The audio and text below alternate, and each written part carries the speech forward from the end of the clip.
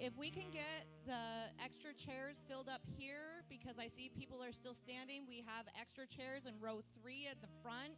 Row 2 as well, there's some extra seats. We're just trying to make sure that everybody has a spot to sit.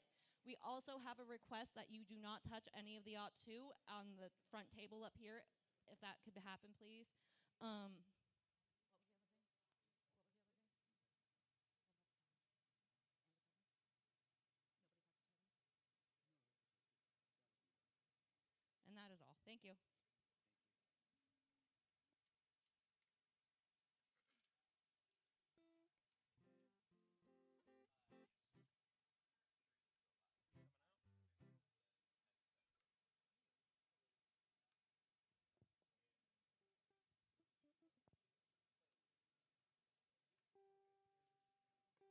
was the other thing? What was the other thing? What about the table? And the curtain? Nobody touched the curtain? And that is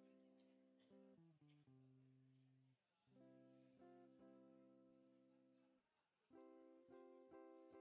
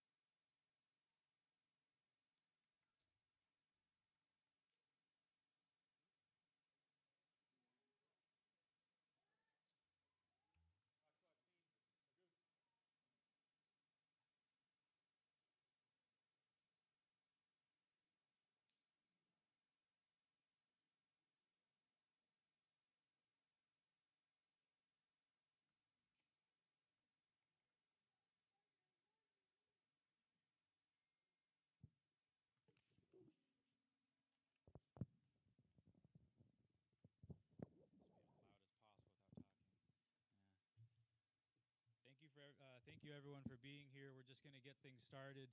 I'm not going to try to do any official introductions or welcomes other than just say to everybody that I'm so glad that you guys are here.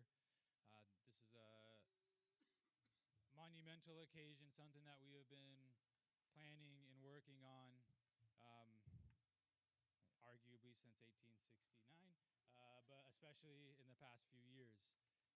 There's been many, many, many hours put in by hundreds of people, it feels like. And so to have everybody here where we can talk about these things and just be together, it's really, it's powerful. I've already been moved to the point of being at a loss for words and choking up multiple times today and yesterday and just seeing everybody. And so I just thank you guys for being here. I'm going to ask Juan Tlain to say an opening prayer for us here. Cheesh.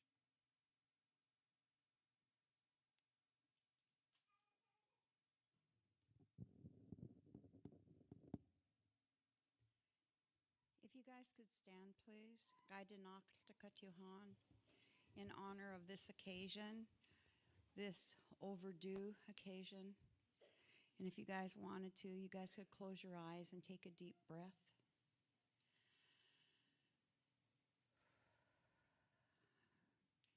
Tell yourself to be here now. Tekian kawu ach ish. Chateya Juantlain. Ha shagain yatsu. Gunal chish. Gunal chish takat at ach ish. Ha eat idashi ach eat idashitsu. We shakatku the first peoples. Guch nachsati ananya ai siknach adi kayash kedatan huk edi chelkwan kanyel nachsati a talquedi tihitan kazgagwedi kachadi kix adi chalchanis. First peoples gonna cheesh to cut at these things going on today. We ask Hashaganya, the great spirit above us, to be with us, to bless us, to heal us, thanking everybody that has come forward to help us do these heavy doings, the heavy doings that are going on today. Ya yaki, we gonna cheesh to the traveling dignitaries, to the military that is here to hold hands with us and to repair things that have been done in the past 155 years ago. We just want everybody to be of one spirit and one mind today as we bring forth our pain, the loss of our people, the Hukede, Shkatu, Kananya Ai people, the people that were lost in the 1869 bombardment of Kachkanag. And we just hope that what is done and said here is felt and heard on all hearts and around all of us. So we just like to thank you and express appreciation to you, Dikian Kau, the great spirit above us, Harshaganya, the one we call on when it's a big thing. And this is a big thing. Gunachish. Amen.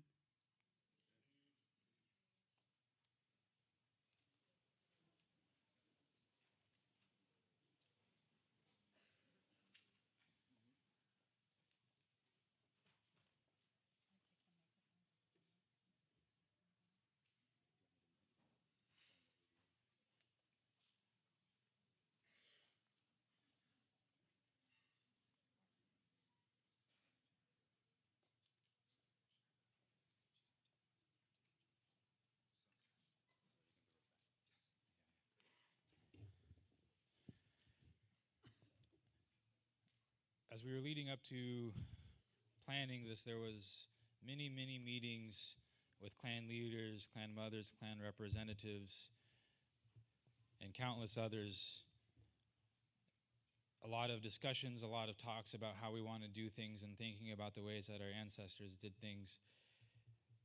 And wanting to make sure that we do this just in a good way, I guess, in a way that would be honoring for them, honoring for us, for those that are here, and for our descendants as well.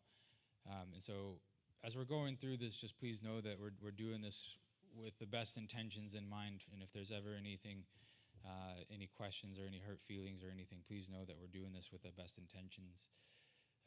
The next portion, traditionally what would happen is visitors would ask permission to be on your territory. And so that's what's going to happen now with the general, and Tawiat to my left here is going to be the one on behalf of the non-Yai to respond.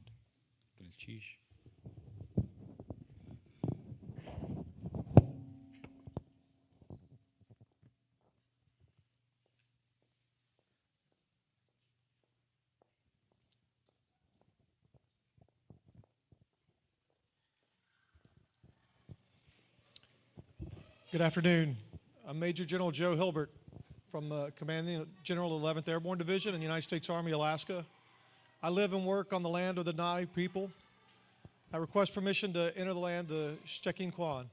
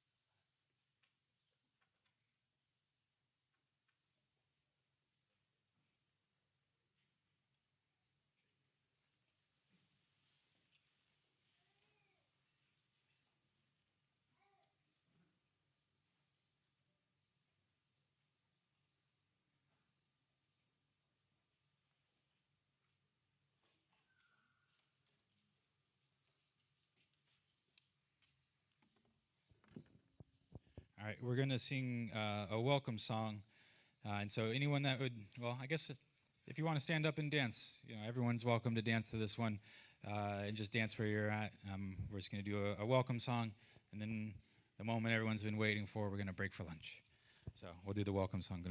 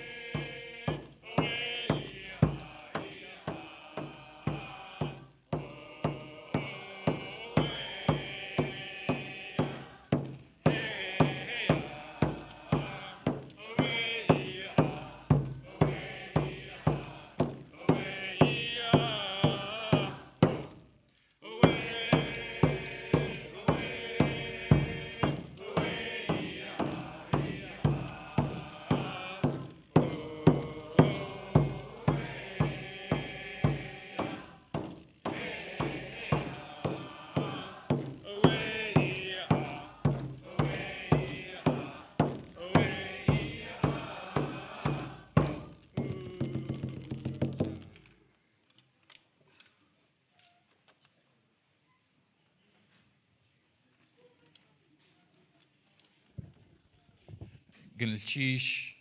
As promised, we're now going to break for food, and I would like to make a request of the Army chaplain if they wouldn't mind coming up and giving a prayer to bless the food.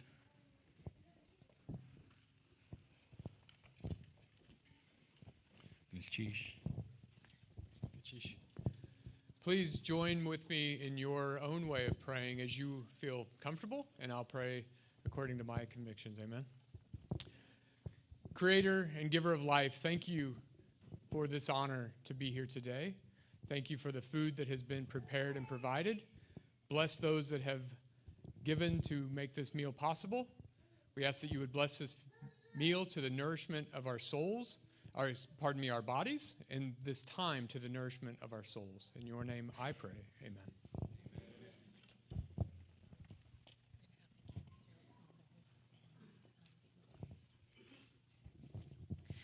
So we have a wonderful meal prepared for us by Chef Edith. I believe she's Kiksadi from Sitka. And so we've heard wonderful things about her from the cake bombardment apology. We're so happy to have her here. We have our youth who are going to serve the elders, the veterans, and our visiting dignitaries. And then after that, we'll welcome those who are able-bodied to form a line in the back of the room. Gunalchish.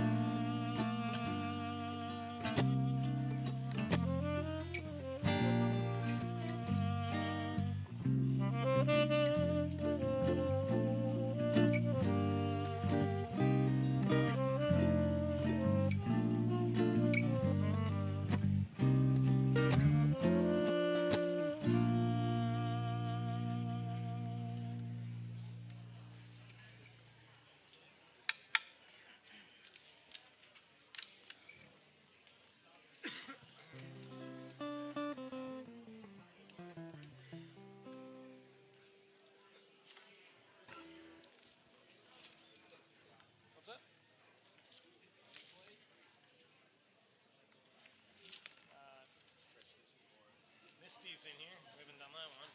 Huh? We haven't done Misty yet. Oh, yeah. Misty goes on forever. Yes. Anything can go on forever. Choose.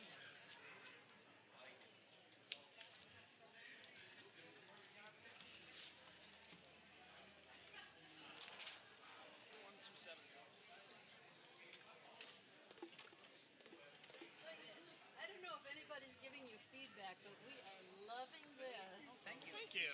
And do you take requests? Pat Stevens, morning has broken. I don't know that one. Okay, well, just continue what you're doing because we're loving it. Know any other Cat Stevens? I don't know if it's PC to play Cat Stevens.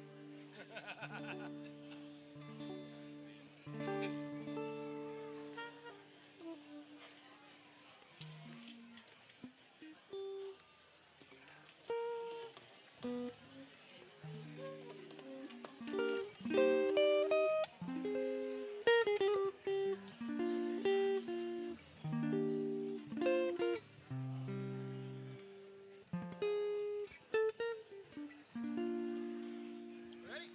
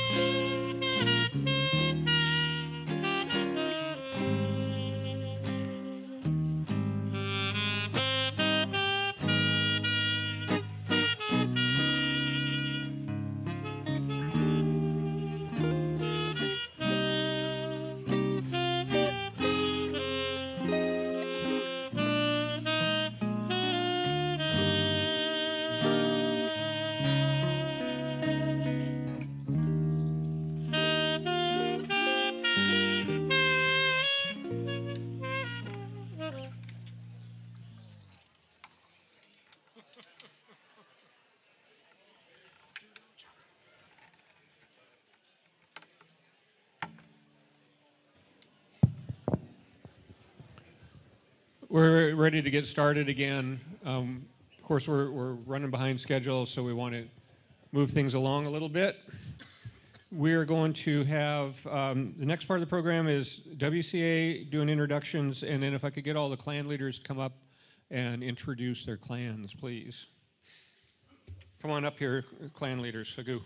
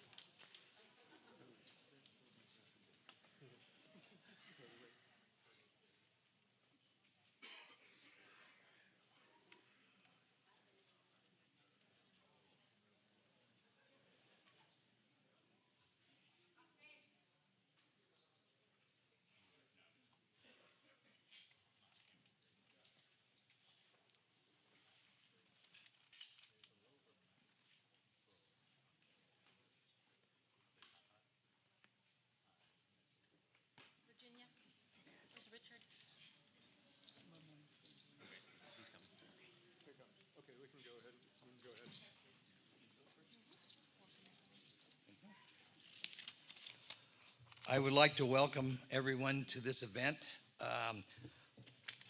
On my speech, I didn't know what to do. I put good morning or this afternoon, so I guess I'm all right by saying this afternoon. I'd like to introduce myself. My name is Edward Relatas. I'm president of Wrangell Cooperative Association. It's a federal recognized sovereign tribe.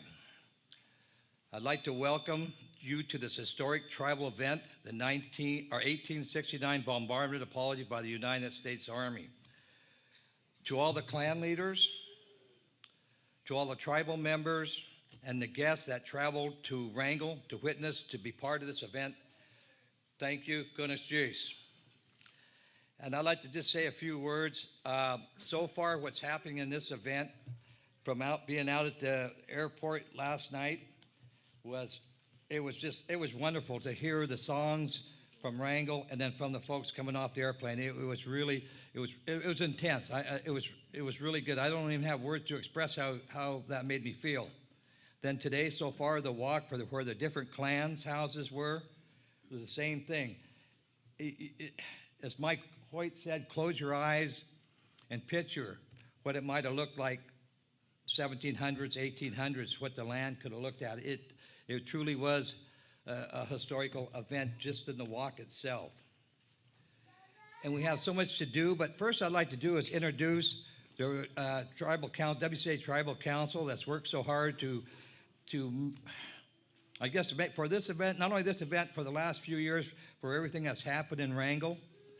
And our Vice President is Jason Clark. I don't know if he could have made it here. He had to work. Frank Churchill is our... Frank, would you stand, please, for Frank Churchill? Thanks, Frank. We have Lou Knapp. Sandy Churchill. Richard Oliver. Tom Gillen. And Tim Gillen. Goodness geez, thank you, Council, for all your hard work and effort. I'm proud to be the president of the group. You guys are amazing. As you can see, how many of our council members are clan leaders. And it really makes a big difference when that happens, because you have two sides of this. You have the political side, which falls to me and Esther, and then the other side, the balance side, falls to the clan leaders. And you got to have the balance. If you don't have balance in your organization or in your business, it's not going to work. But right now, it's working really well for WCA. And again, thank you. And this other introductory I'd like to do, and I just got to say a few words about her, our tribal administrator. You know, Esther has worked so hard over the years to help Wrangell go ahead, get ahead of the game.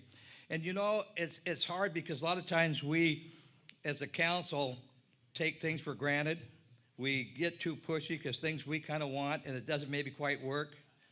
And if you don't know, but Esther is instrumental in getting not only Wrangell historical for what we did for the food, for traditional use and disasters, not only Wrangell, but the whole state of Alaska, from the southern tip of southeast to far north and south as you can go.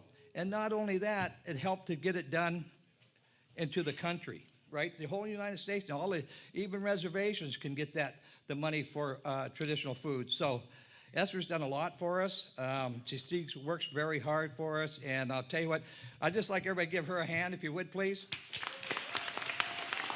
And I'd like to introduce our tribal administrator, Esther Reese. Oh my goodness, I'm going to start crying. Thank you, Ed. Goodness, geez. Good afternoon, everyone. Welcome. My name is Esther Reese. My Tlingit name is Achsin. Achsin Yuchat Duasak. Chakna Chatsati. Tagwedi Ayahat Ki Kwanda Chatsati. Kachadiyati Chatsati. Daktain Tan. Dashkhan Chatsati. Chayhit Dach Chatsati. My Tlingit name is Achsin. I am Eagle. I am Killer Whale. I'm originally from Cake. I'm so happy to see someone from Cake here today, Joel Jackson. My father was adopted into the Kachadi. My grandfather was Daktain Tan, and I come from the Yellow Cedar House of the Tsagwedi. I am very honored to serve as the tribal administrator for the Wrangell Cooperative Association and also the president of the Southeast Alaska Indigenous Transboundary Commission, a commission of tribes fighting against transboundary mining above the colonial border. Just want to welcome everyone here. It's amazing. It's sort of surreal to see all your faces here today. This has been such a long, long process. We've been working on this since 2020, when Dr. Rosita Worrell sent us an email and invited us to Juneau to come and speak with the general about setting these bombardment apologies in place for Kikwan, for Angun, and for the Shtikin Kwan. And so in welcoming everyone, I want to really recognize Dr. Worrell for all of her hard work that she has done to make this a reality. Could you please stand and everyone give her a round of applause?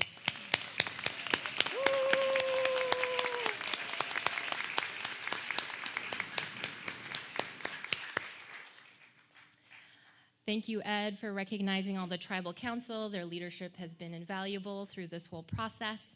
And as was mentioned, there's a lot of balance in Wrangell where the tribal government turns to our clan leaders as we plan these events and as we have significant decisions to make for the people of the Shtikin Kwan. And so I just want to acknowledge all the clan leaders for all of their hard work. The planning sessions that went into this were numerous, and there was we met via Zoom because not everyone is in Wrangell currently, and there was just a feeling of unity as we were planning this. There was just a lot of unity in us coming together to plan something wonderful for our community and something that will be healing for our community. So I just want to acknowledge them as well. So much hard work, so much knowledge standing before us. So if we could give them a hand as well.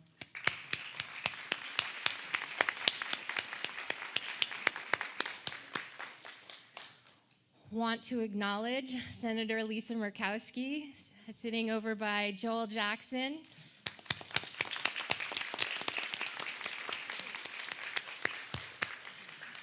So in October, we were all at AFN, all looking at the wonderful earrings and meeting all of our family up there. But I was really worried that this was not going to happen. Cake's apology had happened, Angun's apology had happened. I was talking with Joel about Wrangell's and being worried. And so Senator Murkowski was in Anchorage, and I figured that's the time when I can go talk to her about the Wrangell bombardment apology.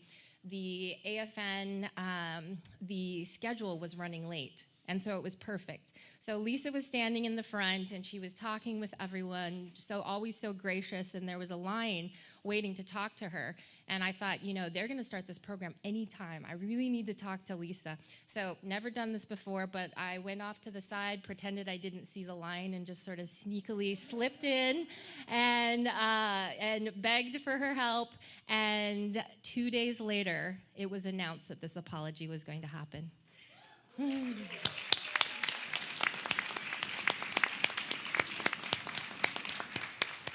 Ganesh Chish. And then also want to recognize Senator Sullivan because he and his office were also extremely instrumental. And without them, I don't think this would have happened. Want to acknowledge Joel Jackson, the Organized Village of Cake, for all he did for us in making this apology happen. I enjoyed every single meeting that we had trying to get to this place because, I just love being around people from Cake. So thank you to Joel Jackson.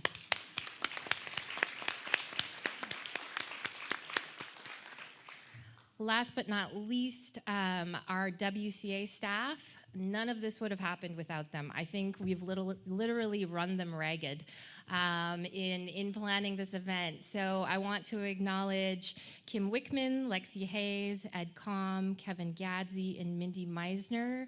I gave them Monday off, but without them, this would not have happened. So thank you to the WCA staff.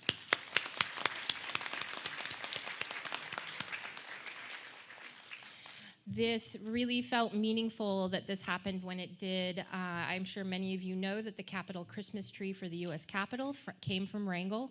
And to send a Christmas tree to Wrangell and then to have from Washington the bombardment apology happen over an altercation for Christmas just felt really full circle, and it felt meaningful. And so we're just so happy to have the general and all of his staff here with us today. Had a great meet and greet with them last night. Very, very personable folks, so we're looking forward to spending more time with you.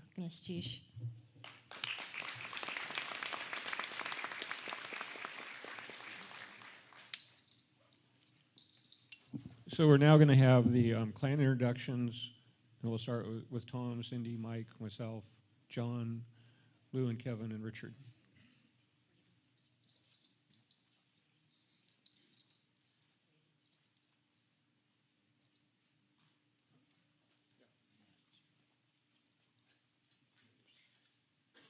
Well, I guess I'm not sure what I'm doing up here, but I'm Tal Quady, and Tlingit Enoch Sitakuji Yukatuasak, Late Cock Enoch Tom Gillen Yukatuasak, Yes Aya Cut, Tal Quady Ye Kachiti, Dakin Kwan, Aya Cut, Kachkanao Kachiti. So, I don't know if I'm supposed to say more or not. I got kind of stuck up here, so. But anyhow, that's it for.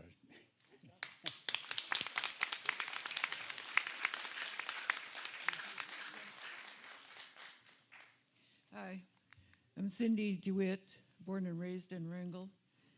I'm of Kutch Adi, Hihihit.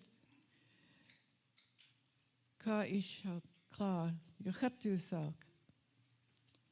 Look na Adi, Yagi Hutsati. I come from the Hihihit, and we have 5 clan houses, but I think the only ones left in Wrangell are of the Hihihit. I want to welcome all of you here. Thank you for coming. And all the guests that traveled here, welcome.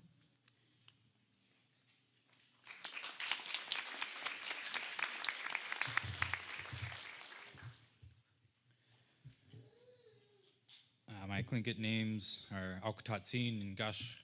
I'm here speaking on behalf of the Teton. And I'm just really thankful that everybody is here today. Looking out at all of your guys' faces, I see so many family and friends, people from all over, not just all over Southeast Alaska, but Alaska and indeed our entire country. And so it's just really exciting to know that people are coming together to talk about these things that impact us. It's always stuck out to me, this idea that an honorable term that we would call each other is Anyat Kusani, children of the land. And to me, I think it's important when you be able to look out and you see these things in front of you, this Ad'u, these are our connections to the land, almost like a deed or a title or a lease to the land.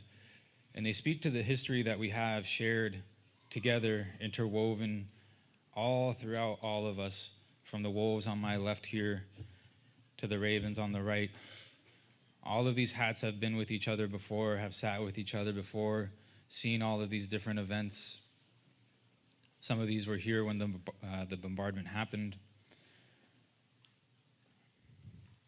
The Teton are here to stand with our other ravens and to stand and look with our wolves, just as we've done for thousands of years, to figure out these things that have happened to us and what's going to be the best course of action for us. And so that's why we brought our raven hat out, to look upon you guys, to stand with you guys.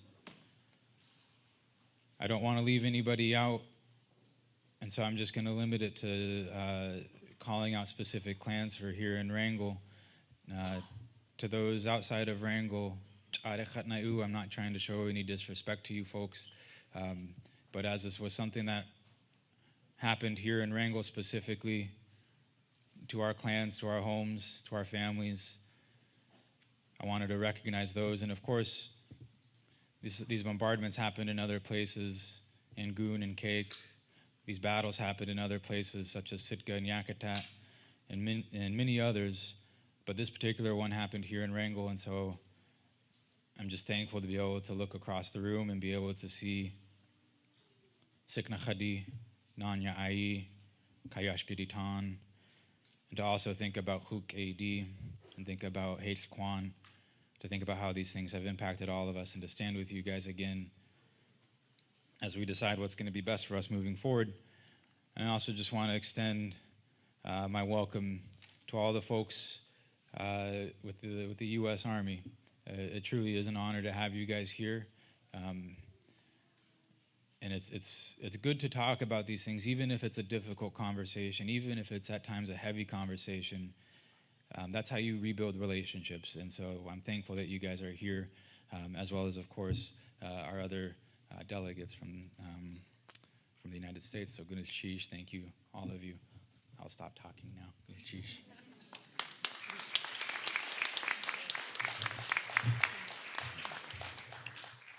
Yake Yagi, Shiao Yaknaneki, Yake Yik Satini.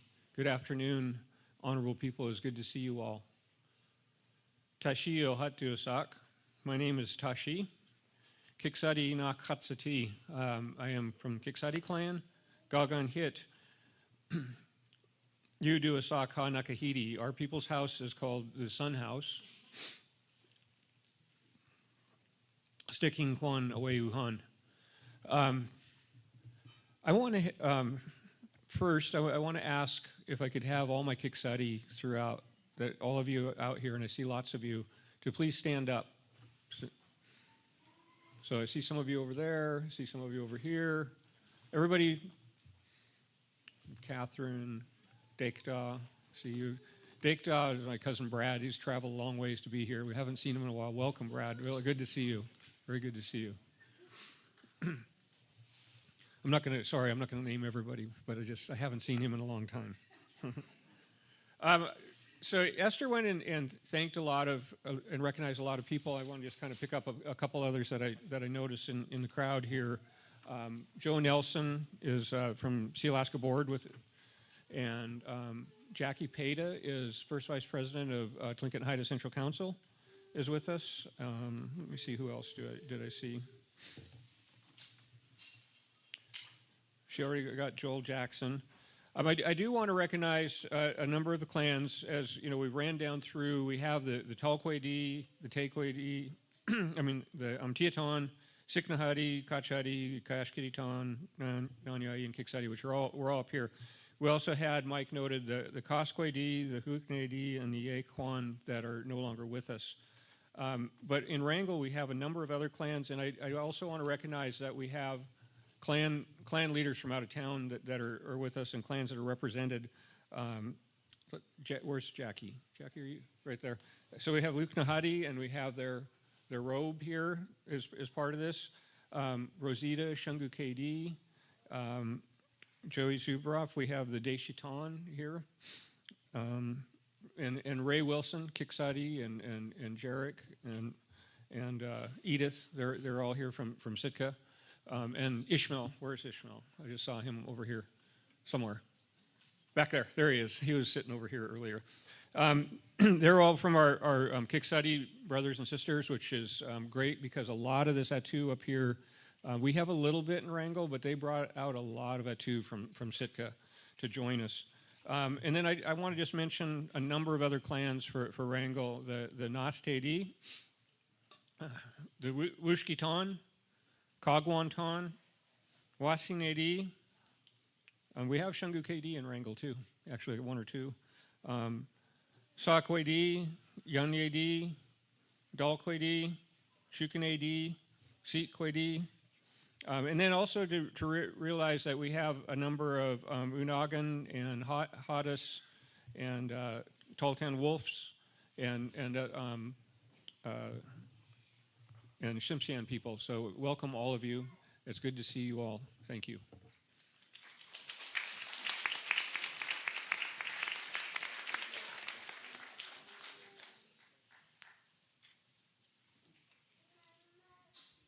Good afternoon. My mother and father gave me the name John Martin. My grandmother gave me Kanuutlain. Grandma calls me. John DeLager, come here. She had nicknames for all her grandsons. Yes, Grandma. You look like your Irish grandfather. Yeah. You look like your Norwegian grandfather. Yeah. You are Tlingit. You belong to me. Yes, Grandma. I'm Tlingit. Grandma, do I have an Indian name? She smiles a little bit. She says, yeah. Well, what is it? Kanuutlain. Kanuutlain, that's cool. What does it mean? Big dead man. What?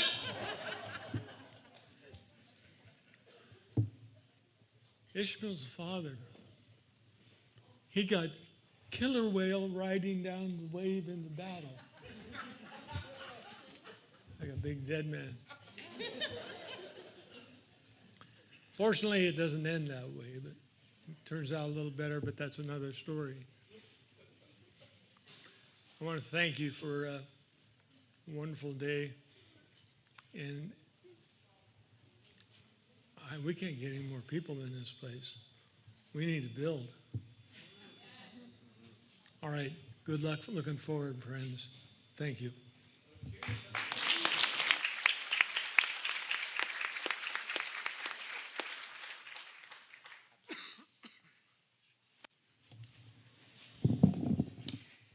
Welcome.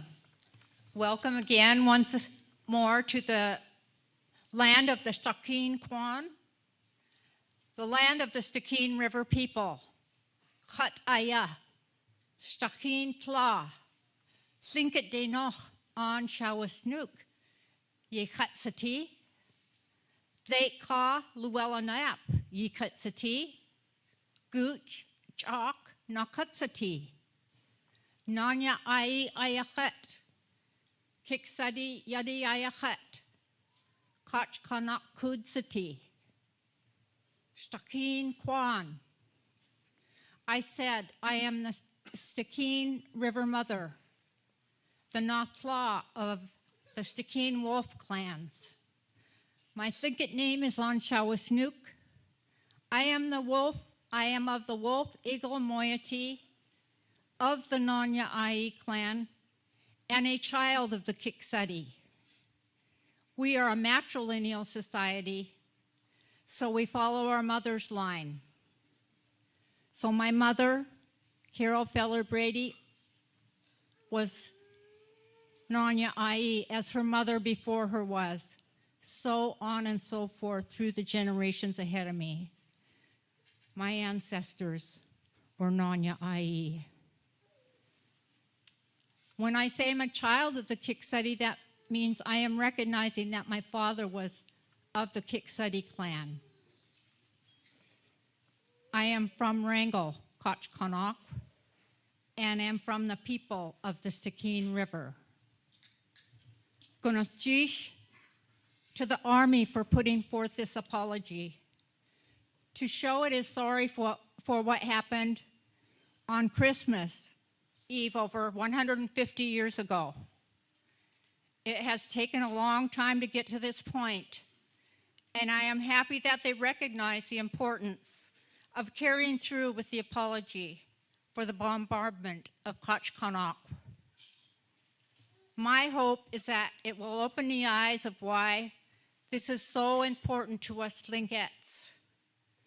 As human beings, we suffered trauma and loss of Ha'ani, our land, loss of Huskatiyi, our way of life, which included everything that identifies us as Tlingit people. This apology is a step forward towards our healing from this trauma and loss.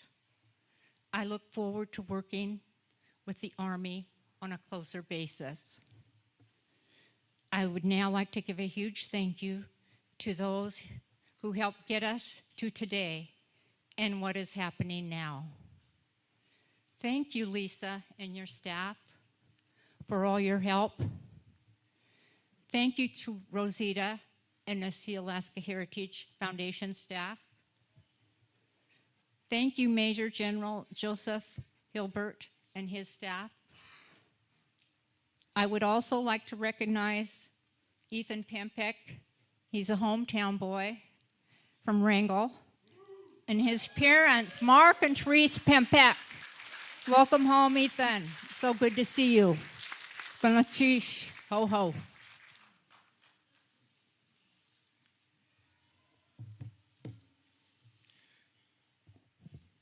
Tlingit kena galke, nanyai, nakasati. Kline di dashkana yakat, alu yadi. Like us. My name is Kevin Callahan. I am Nanyai.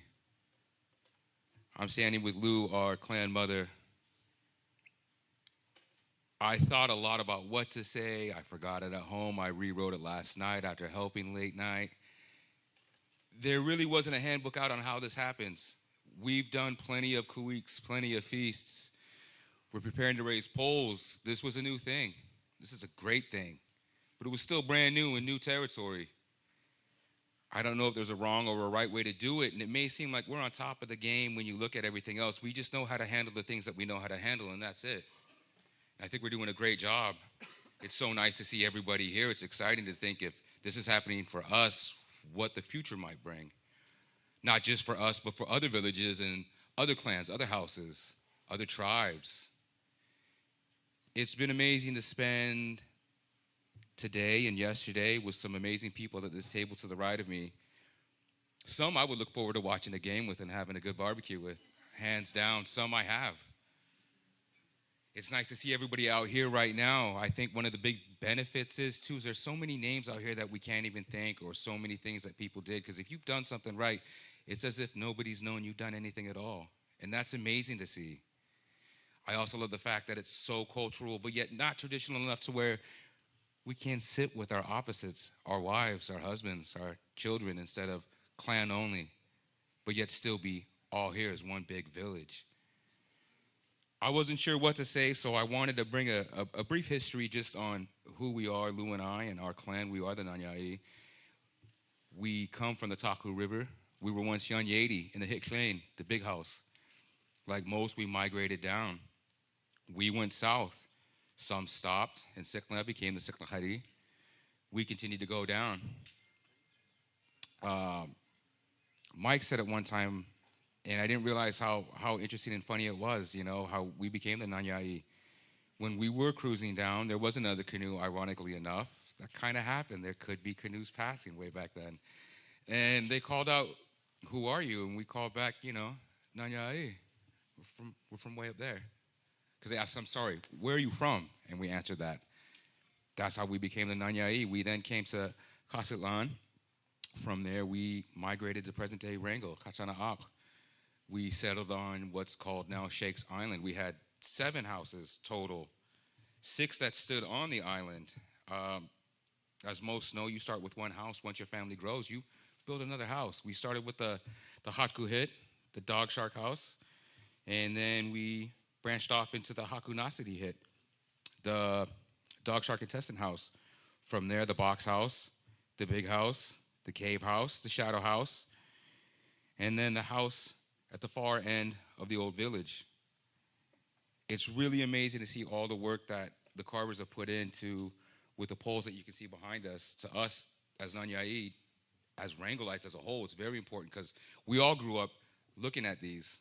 Some might not know what they are or what they represent, but for us, you see this over here, some people think it's a killer whale. It's actually a kanakate. It symbolizes an old clan hat that we no longer have. You can also see it in the Chief Shake's pipe.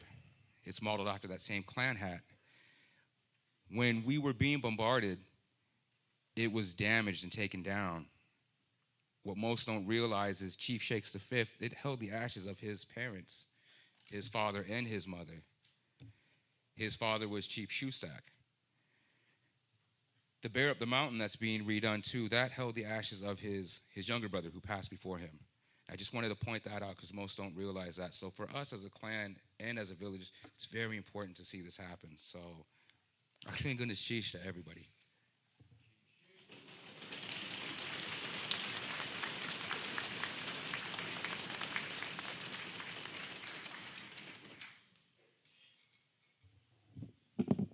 Goodness cheese for everyone that came here today to witness this apology. My name is Richard Oliver. My Tlingit name is Hoons. I'm from the Kayashkaditan clan of the Tlingit people. And I'd really like to thank Lisa for coming home. Always a good sign to see her come home. And Rosita, hardworking people working for us. We're happy. And thank the Army for coming and doing this. This is a good thing. I don't know what to say, just thank everybody for coming. Goodness, sheesh.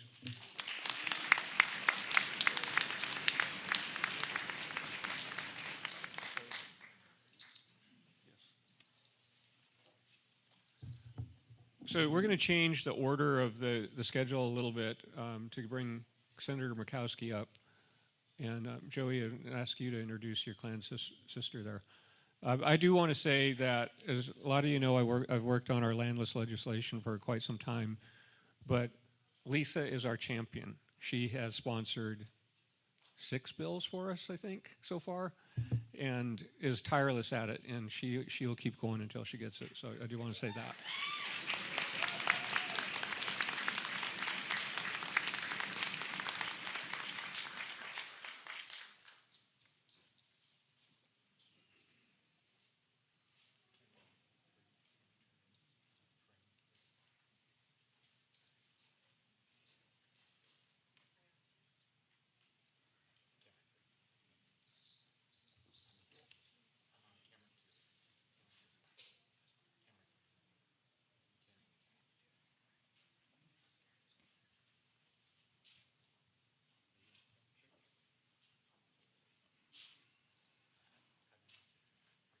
This lady really doesn't need an introduction. My auntie wanted her to carry my grandmother's name. And she's earned the right to, from the time we adopted her as Raven House, Deshitan, she's earned the right to wear this clan hat. I'm going to ask her if she'd wear this clan hat as she speaks.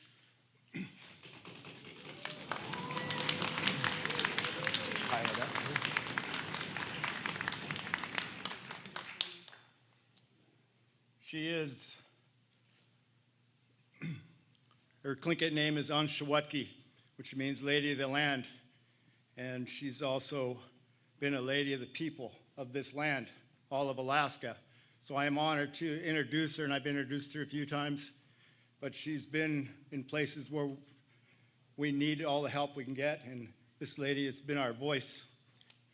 Ikoha Anshawatki. Yeah, Juan.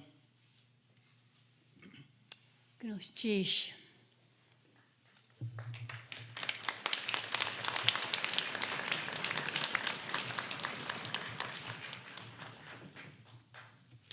I am home. I am home with people that I call friends. I'm home in a place where my heart has been for decades. As we walked the path of the clan houses this morning, the 8 locations, and I heard for the first time the stories, listened to the songs, it gave me a sense of who I am as a mere visitor to your lands, but yet one who feels so connected to you. I'm honored I have been honored to be gifted the name Anshawatki, to be able to call the brothers and sisters of the Deshitan as my own, to be blessed and honored in this way is so very, very meaningful. And to be here with you all on this very solemn occasion, this day, this time that so many have been waiting for, not for decades, but for a century and a half. So I am truly honored to be with you today. I thank you for the recognition of my very small role in this occasion of this historic apology. But I want to acknowledge very directly and very personally and very deeply grateful to Rosita Worrell, who has really caused so many to be focused. When so many were told, as Joel Jackson from Cake, my dear friend over there, who was told, you will not receive that apology. It will not come.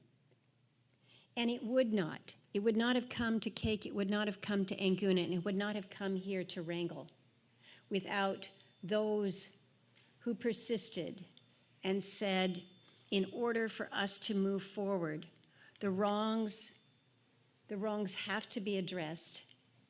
They have to be acknowledged. And we need that apology for us to move forward and to heal. And so to you, Rosita, to so many who worked so hard on that, I acknowledge the work that you have done. To Joel, to my brother Joe Zuboff, those in Angoon who worked to advance that, but to President Relatos and to Esther Reese as your tribal administrator here in Wrangell. The efforts that they have made to ensure that this day has come. I know that you are grateful, but we must be grateful with our words and appreciative, because it is hard. It's a lot of work, and they have made this happen. And so to those of you, to our honored clan leaders, thank you. Thank you for all that you have done. I want to acknowledge my colleagues in the Senate who have helped me in this endeavor, because you have recognized me. I'm here with you. But my colleague, Senator Sullivan, and his team have been very helpful with these apologies. Julie Sullivan is with us today in Dan's stead. But we have worked together as a team, and we have worked together with our military. And so today, to be honored with the presence of General Hilbert and many of his team is, again, extraordinarily important. The solemnity with which the military is approaching this is something that I hope is recognized. This is not casual. This is not throwing a party or bringing people together for just one afternoon. It is a connection that will carry not only the people of Wrangell forward, but it is a connection that is so important for our country. There are so many of you here today who have honored us as our veterans, those who have stood and defended our country. And I'm grateful to those who have served, to our honored and our treasured veterans. But you have not always been treated with the dignity and the respect that should be afforded you. We have recognized our Tlingit code talkers and the role that they have played. But oftentimes there have been wrongs that have happened in our history. And oftentimes those wrongs have been from our own government. and with the bombardment of Wrangell, with our military, with the army. And so when we fail, when we stumble, when we do atrocities, as happened with the bombardment, it is only right, it is only fitting, it is only just that there is apology that come.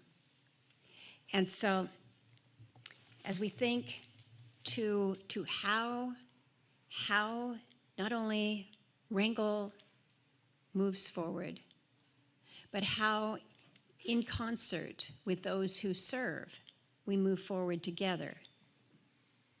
I hope that we all take these to heart. We live in challenging times, and we recognize that. But we can move together through challenging times when we listen, when we show respect, and when we acknowledge that we have failed. And so today, with this apology ceremony, this acknowledgement of a history that was very difficult, we hope and we trust and we pray that our future moving forward together will only be better, will only be brighter. Gunosh Chish for all that you do. Gunosh Chish for allowing me to be part of this extraordinary community and the clans that have gathered here today.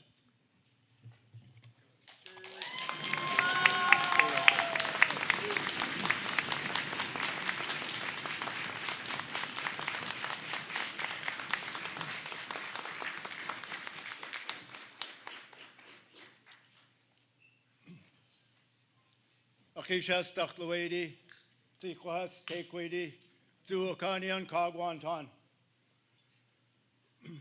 Zagwedi, Shangukedi, Nanai,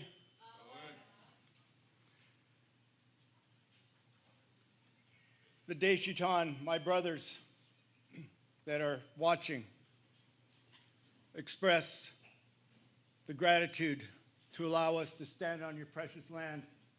We bring out our atu, this is the one you see on Shawatki wearing, to give balance to all of your precious artifacts. It was 200 years ago. Yefnawu, the name that I carry, was invited to a koik by Chief Shakes. He wore a tunic, leather tunic with a beaver painted on it, and wore large earrings made of, it was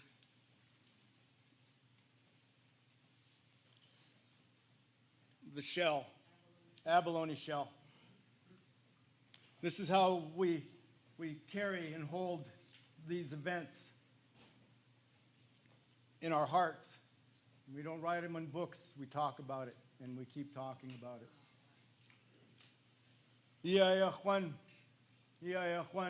To those of you who have waited so long, we're here to give you strength and to witness this event.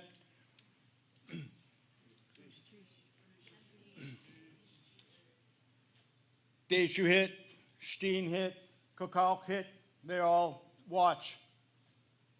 We know how you feel. We have just gone through this, and we know how you will feel, and we know that when this is over with, your children, your grandchildren, and their children after will remember this time, just as we have remembered when we came to your koik. Yeah, Juan, Aklain Gunush Chish, for allowing us this time. Yeah,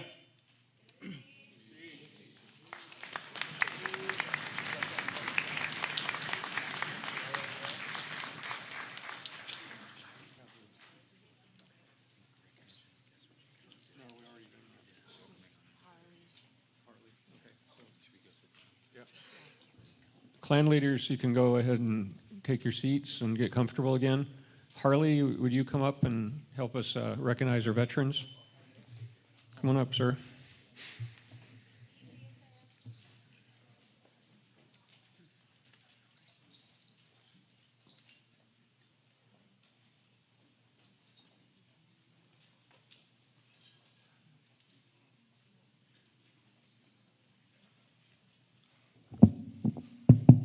Atlein gunnels chish, de lung ans kill la awiagan, stiggy di chin u egan, janas di nanu egan, au kunst di au u egan, kol di hung u egan, stiggy hinu dika ang, gats ak as gustu di kwalagan, lanas chut ayu di egan. Hikta handlai dust ut ejung. My name is Harley D. Bell Holter. I'm from Heidelberg, Alaska. I work and teach language nowadays, and I've been here many times. It's very great to be back in Wrangell. I've been asked to recognize the veterans in the room. I myself am a veteran. I served with the United States military, or the United States Marine Corps for 4 years. I got out as Sergeant Holter. And so to all my sisters and brothers in the room, I'd like to extend a very sincere thank you for being here. And also to all the Army that's made it into the room, the active Army, thank you for your service. And just something. So I've existed in both worlds. I've existed as an Indigenous man my whole life. And I existed as a United States Marine. Well, I'll always be a United States Marine from now on. And so just to add a little bit to the night, we've been recognizing each other in our traditional ways. To the officers in the room, this is what we used to do. So I'm not wearing a cover, so all I can do is stand at attention for them. But General? Thank you. All right, so that is, I wanted to teach them some things. I don't know how much they've been taught. For all of you coming out here today, all of you officers and all the enlisted, again, thank you for your service. But them bringing, I am Haida and Tlingit, but I was raised Haida. Them bringing out their at'u to you is as if they're bringing out their grandparents, their great-grandparents, their family, their relatives. These are no small things that they extend outwards to you. And so even when you got to carry the helmets in, that was such a high honor. I wanted to explain that in the moment, but I think you understood it just because the tradition in the military is a big thing, you know. And so for all of you who don't know who's here, this is a 2-star general. For anybody who's been in the military, seeing a general is usually a pretty big deal. So him being here and bringing in the good faith and trying to apologize on behalf of the Army for something that happened over 150 years ago is also no small thing. I think that there's a good balance in the room between the two entities, the Tlingit and the Army. So as somebody who stands on the outside, you might be wondering, oh, why would a Haida be here? Well, in the old days, the Wrangell Tlingit and the Kasan Haida were very close, but before that, my Chinaz people, I am Tsetlana, so that was what I said, Tsetlanas Chatayu di Ijin. I'm saying I'm a double-headed eagle man. I come from I was a clan that was originated in Alaska. My Chinaz people, the Hutua, they got their clan, their main moiety from here in Wrangell, from your people, the Nanya'ai. And then we exchanged one of our moieties in return in kindness. So that's why the wolves wear eagles now. And so that's where we get all this from. Not only that, the totem pole that was carved, and the master of the project, they call him right now, is Joe Young of Heidelberg, Alaska, also Hikta Handlai. He's a very amazing and talented carver. His Nan is a Kasan Haida. As I was saying, the Wrangell Tlingit and the Kasan Haida have always had a good, fair connection with each other. His lineage is from Kasan, and he's the one who is carving these poles and helping people. So yeah, let's hear it for the carvers.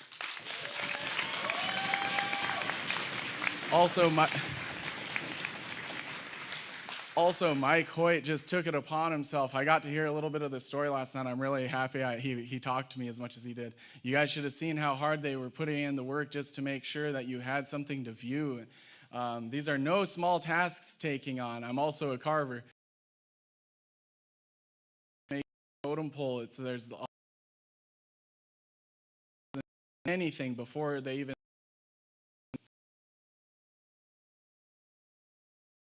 as I first showed up here to Wrangell, sharing our knowledge, I heard the story of the bombardment, and there was such a grief in my heart. I'm a very proud Indigenous man, Haida and Tlingit, but I'm also a very proud Marine. When I heard of the bombardment, I couldn't be proud that day. So to hear that there's a good end to the story coming into our near future, right, with the apology tonight. So what a great thing, what a momentous day and a huge occasion. This is a part of history. So everybody, let's hear a round of applause for yourselves and the veterans tonight.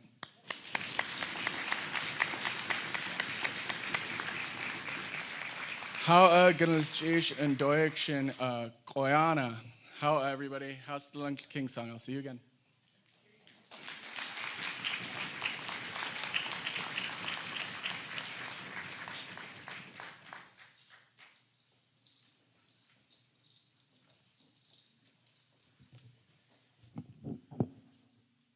So next we're going to bring up Dr. Rosita Worrell, but I wanted to tell you a little about Kahani. She was instrumental in repatriating this Teton raven hat. It was one of the first things that I worked on. We have the killer whale flotilla robe. Is it out here? I'm not sure if I see it. But those were two of the first items that ever came back as a to Wrangell. And they somehow, those items called back all their ancestors. And what you see before you today is from what started back in like 2008, 2010. But Rosita helped with that. Now I've known Rosita for, I think 20 years ago I went to work for Sealaska Corporation, and she was on the board of directors then. She still continues today to run SHI. She is a powerhouse in Tlingit culture, and everything that she's done and accomplished is incredible. I don't think anybody else will ever be able to fill those shoes ever again. But Dr. Rosita Worrell.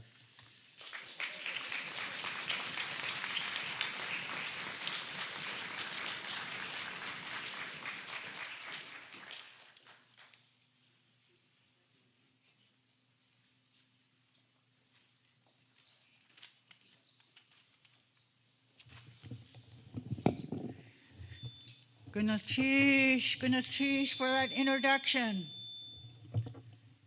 Anyat Kusani. Ya deklatsak kakahani yuchat duasak. Jak na ka shangukwedi na. Kaudli yai hit na.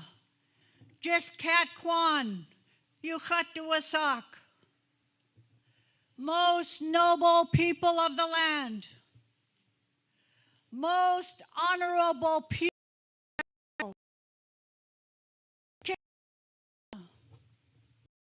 Teton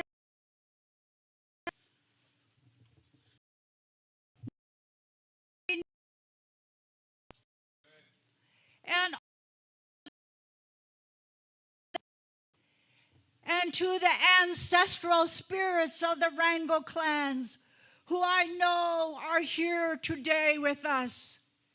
I know that the spirit of William Paul Sr. stands here with us today. Most honored guests, Anshawatki, Deshiton clan, Senator Murkowski,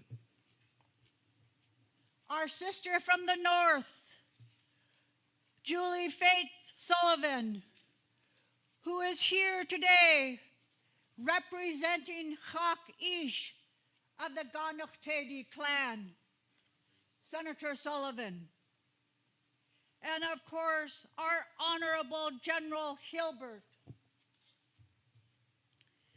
I would also like to acknowledge the clan leaders who have come here today to witness and to validate this historic event as is required by Tlingit law.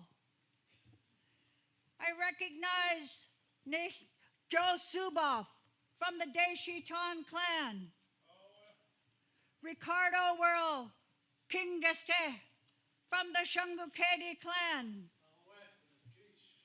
Jackie Peda, from the Sluknakadi.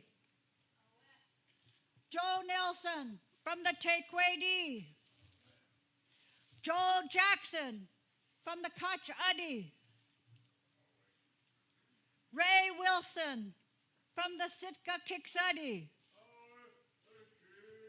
And I know that we have many other clans who are here with us today from outside of Wrangell. The Kogwantan, the Yanyedi, and now I hear the Haida people. They are here to witness and validate this apology.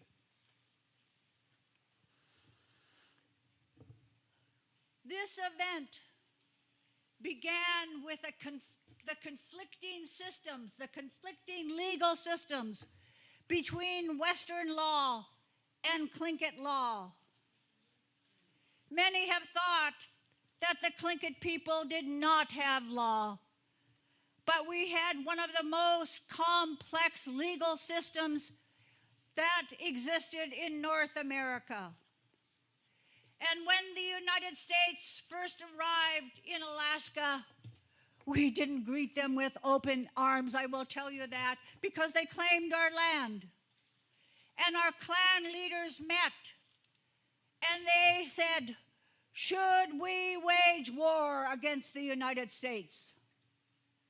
Our clan leaders said, should we wage war against the United States? This is our land that they are claiming.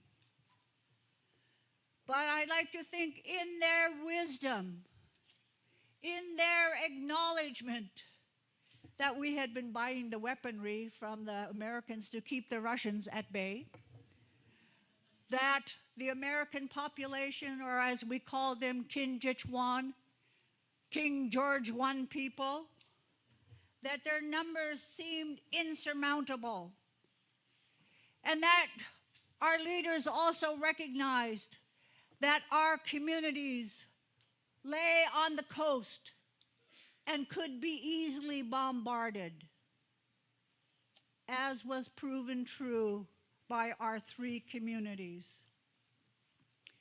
We had this conflicting legal system that led to the bombardment of Wrangell. But yet, I want to recognize, and we should all recognize, that it was Shahatu. Shahatu. We need to pay tribute to this man, for he was the one who brought the conflict to an end. He was to be hung by the military.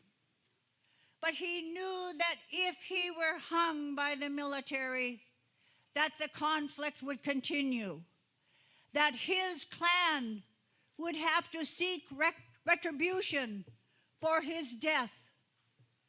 So in the noble Tlingit man that he was, he chose, after singing his father's clan song, he chose to hang himself. A noble deed indeed.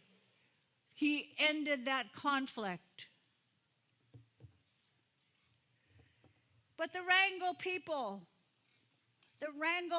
had to live under years of suppression and trauma.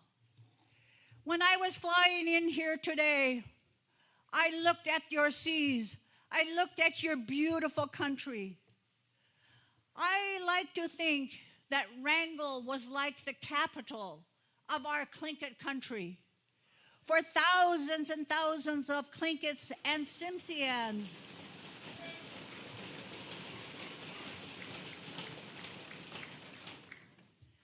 they would gather here, and the Wrangell people would share the bounty of their land.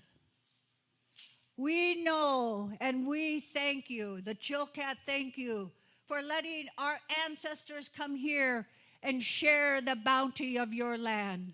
thousands and thousands of Tlingits used to come here, and the Simpsons, and I think the Haidas too. Yeah. So we recognize the Wrangell people. We recognize the trauma that you have come through. But we also recognize the strength of Wrangell, that you survived. And in this day, you are the exemplary, you are the example of seeking to revitalize and strengthen our culture. I see it in your children. I hear it in the songs that you sing. I hear it with the children that I spoke to out over there who are making a film, recording this for future generations. I see the strength of Wrangell. And I thank you. I thank you for all that you have given us, for all that you have given Tlingit people. But I also want to say Gunal Cheesh to the Army. I want to say Gunal Cheesh to General Hilbert. I want to thank also General Boussier, who was the first one of the military to start this process. He was the one who called me up to Anchorage and said, I want to begin the process of an apology to Angoon. I had to remind him, General, you guys also bombed Wrangell and Cake.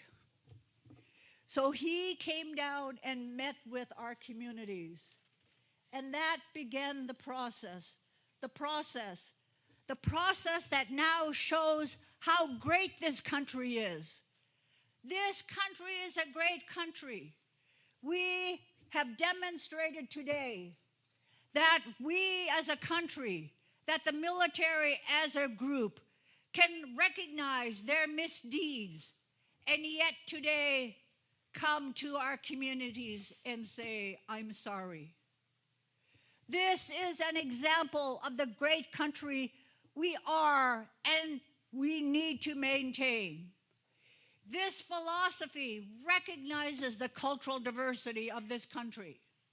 And this is something that we must work to protect and ensure. We must show to the world that we have a military that can recognize that some of their deeds were not the most honorable. And today, they can apologize for those misdeeds. And so we thank the military. We thank you for being honorable. And we also acknowledge our own people who have served in the military at higher numbers than any other ethnic group in this country.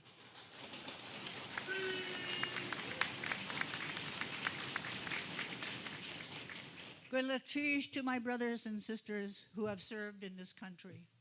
And thank you, General, for showing the people and our nation what a great nation we could be. Gratitude.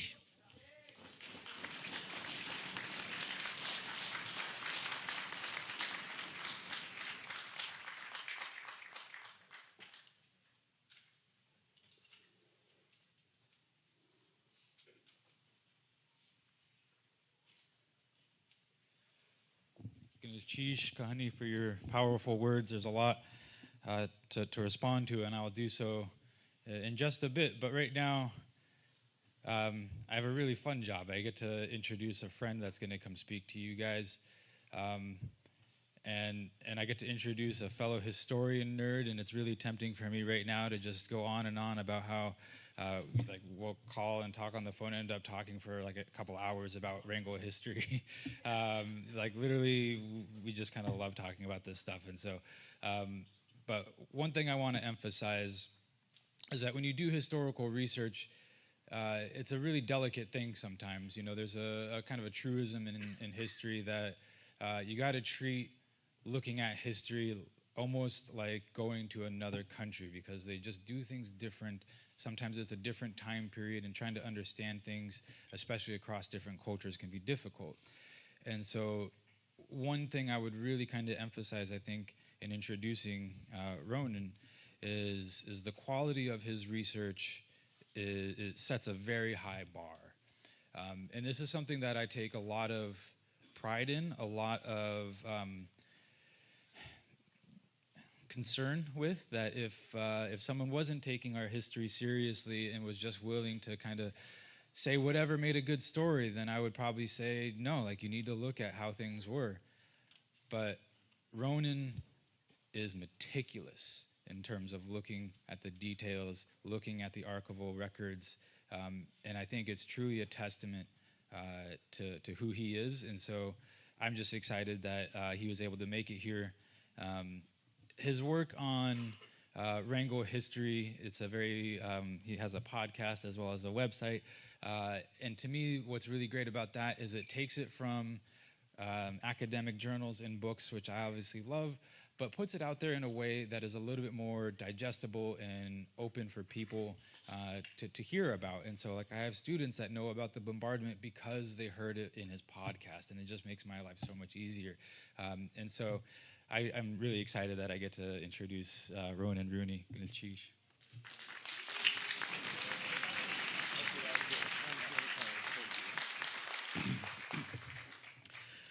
To our honored guests, respected elders, distinguished veterans, members of our armed services, and old friends, it is my honor to speak to you here today. My heart swells with joy because this moment has finally come. Though our topic is heavy, I cannot help but feel inspired by seeing all of you here today. My name is Ronan Rooney, and yesterday I had a chance to meet Harley, and his first question to me wasn't, who are you, what do you do, where do you work? It was, who is your family? I'm Alice Rooney's son. I'm Mary Rooney's husband. I'm Rosemary and Conan's dad, and I am one of the many Rooneys in town that you may know. And I was born here, and I was raised here. This was my home, and I thought I knew everything about it. But the bombardment changed all that. Studying the bombardment of Wrangell forced me to think more deeply and look more closely at our history. Beneath these city streets, I see the shape of a Tlingit village, Kach Kanaak. Instead of a simple post office on a hill, I see the garrison of Fort Wrangell, the first footprint of federal power in this place. And between them, I see the outline of an American battlefield. The past is still alive if only we can see it. It seems as though we are coming out of a fog. Stories we barely understood are now being brought into full light. Names and songs and the language of the past are being spoken again. Traditional foods are being harvested and helping people build strong bodies and healthy lives. Where there was shame, there is now pride. It has always been my sincere goal to do what I can to bring back the missing pieces, to return to you what was taken from you. I want to extend my gratitude to Dr. Zachary Jones, whose 2015 report on the bombardment opened the doors to finally telling this story. His report features translations by Ishmael Hope and the late David Katzik, and was made possible by the National Park Service. Yeah, definitely. Please do. Thanks to the National Park Service, the Wrangell Cooperative Association, the City and Borough of Wrangell, and the Sealaska Heritage Institute for making the report possible. I want to thank the members of the United States Armed Forces for their service, dedication, and for being here today. Yeah. Though our time in this world is short, our history will never leave us. It is imprinted upon the land. People may come and go, but our history is here forever. Every square inch of the bombardment is still a place you can set foot today. Let it be a resource, a foundation on which to build our lives, an inspiration for telling the world who we are. That all of you are here today for this moment is proof that Wrangell's past is part of its future. When you know your past, you know your power. And when you know your power, you can control your destiny. Thank you very much. Guralchish.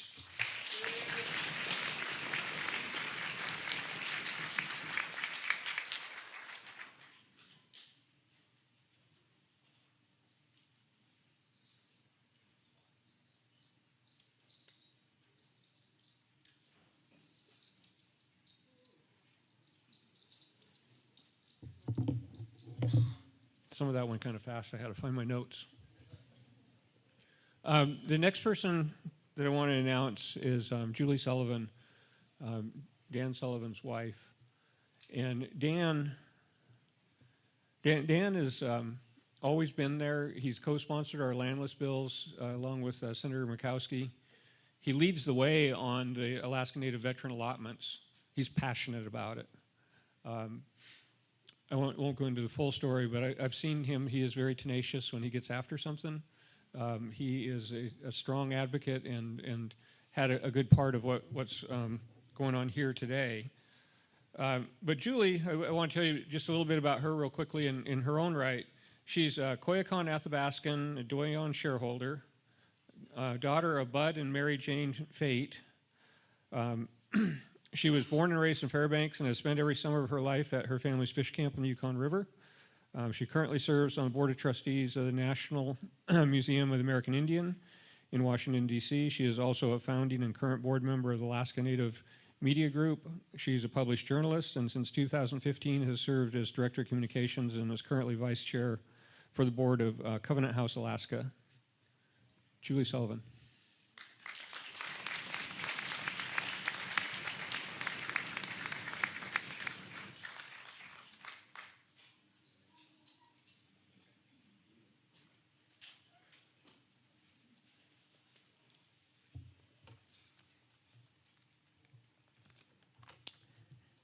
Anabasi Gunoshish.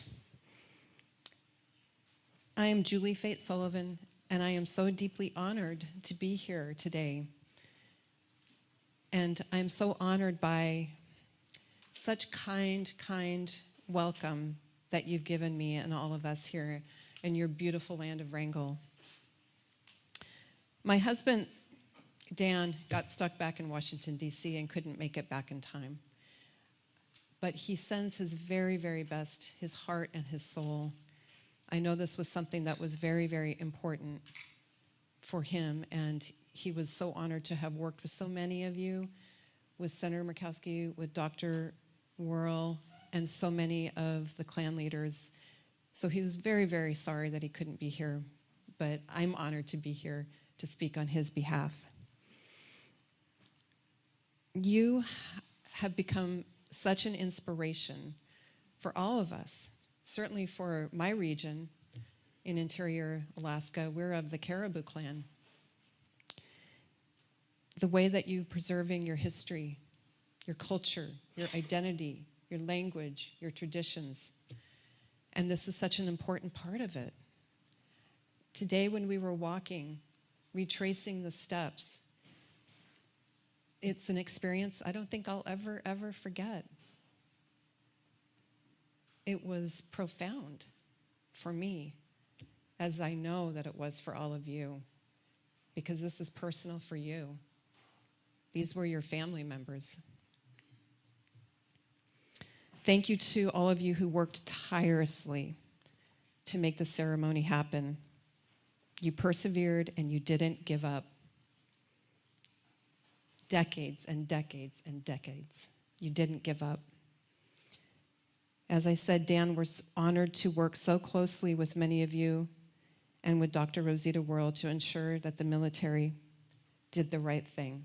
Thank you. When Dr. Worrell first brought this to Dan's attention and mentioned that you had been pursuing this for so long, Dan told his team there would be no rest until this apology happened. And so I personally witnessed some of the phone calls that he made all the way up to the Pentagon and, very important top leaders in our country, and who said he's relentless. Yeah, he was relentless. I loved the way that Lisa, when you mentioned what a partnership you and Dan are and how relentless you were. Thank you for that too. It's such a gift to have that partnership, Dan and Lisa and the congressional delegation. As I always like to say, small but mighty. And I also wanted to thank the Army for joining us here in Wrangell, particularly General Joseph Hilbert, Commanding General of the 11th Airborne Division. It's absolutely healing and so important that you're here. I was thinking today as we were walking, really, when you look at the long arc of history and time itself, really, this wasn't that long ago. Really, when you think about it, it's kind of like a blink of an eye. And these were, yes, your ancestors, but these are family members. These are people, as in my family, that live in our everyday consciousness. It's not just a long time ago. They are a part of who we are. They're a part of what we do. We talk about them all the time. Their stories, but also the way that they've given us our identity. And we feel so close to our family members that came before. So my heart just goes out to all of you. It's so deeply personal and painful for all of you. And that is why the ceremony is so impactful and is a special kind of justice. A very, very special kind of justice. When our country and our military has fallen short of our ideals, or in the worst case, hurt people, as in the case of the bombardment here, it's more than appropriate to apologize and work towards healing and reconciliation. That is not weakness. That makes us a stronger nation and provides a standard for the next generation, a role model for our young people. When you do something wrong, you apologize. As was mentioned, I have the great honor of serving on the National Museum of the American Indian. And we recognize that it's our duty, our responsibility to tell our Native history. The good, the bad, the beautiful, the hard things. And you're doing that here too, in such an incredible, impactful way. What a gift. So thank you for that. Nothing can undo the past, but it is very much our hope that this ceremony will lead us towards a path of healing. And I know that's what everyone, all of us together, all of you who worked so hard on this have accomplished today. So again, thank you for the opportunity to speak on behalf of Dan. It's been an honor of a lifetime to be able to be here and to witness this incredible moment in time. And for Dan, it's really an honor of a lifetime to serve all of you. And there are no words really to say thank you enough. Anabasi Gunoshish. Thank you very, very much.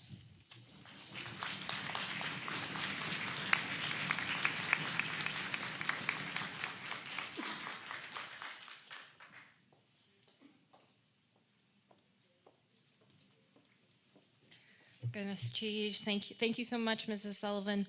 Well, we're almost through with introductions. So I am honored to be able to introduce Major General Joseph Joe Hilbert. We are so happy to have him here with us today. Major General Joseph Hilbert assumed command of the 11th Airborne Division on the 27th of June, 2024, commissioned into the Field Artillery in 1993. Major Hilbert has served in a wide variety of positions throughout the United States and Europe.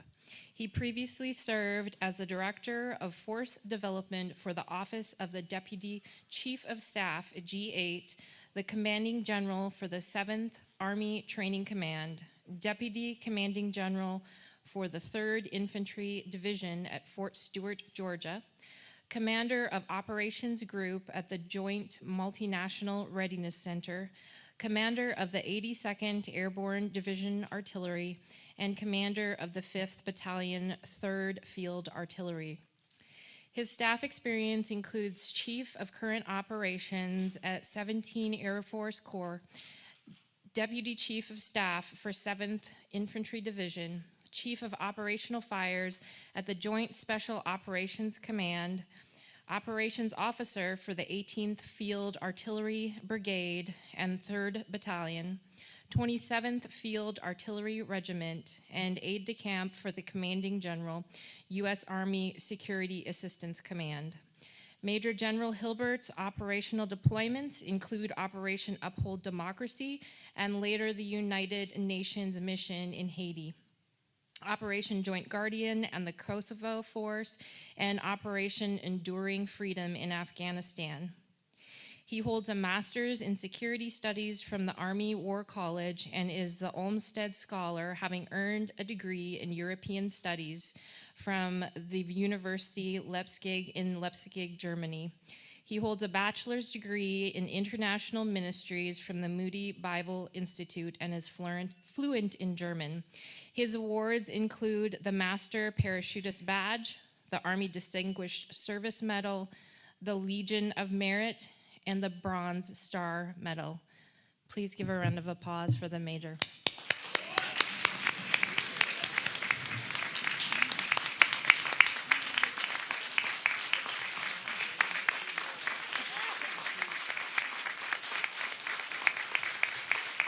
Thanks. Gunal Sheesh, it's an incredible honor to be here today. I'd like to say, just thanks for the clan leaders and clan mothers, for the Wrangell Cooperative Association leadership, and leadership across, and all the friends that we've been able to meet while we've been here. But I'd also like to recognize Dr. Rosita Kahani Worrell, and just say Gunal Sheesh for all that you've done.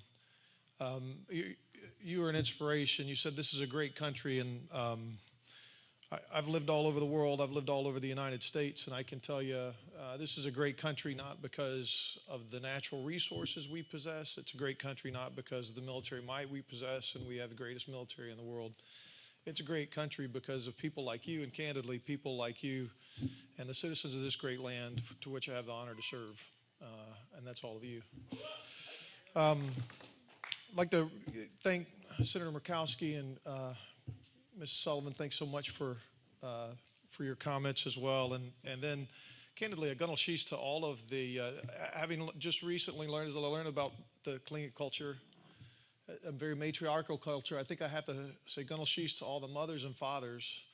And I also learned the importance of the uncle from my good friend Kevin.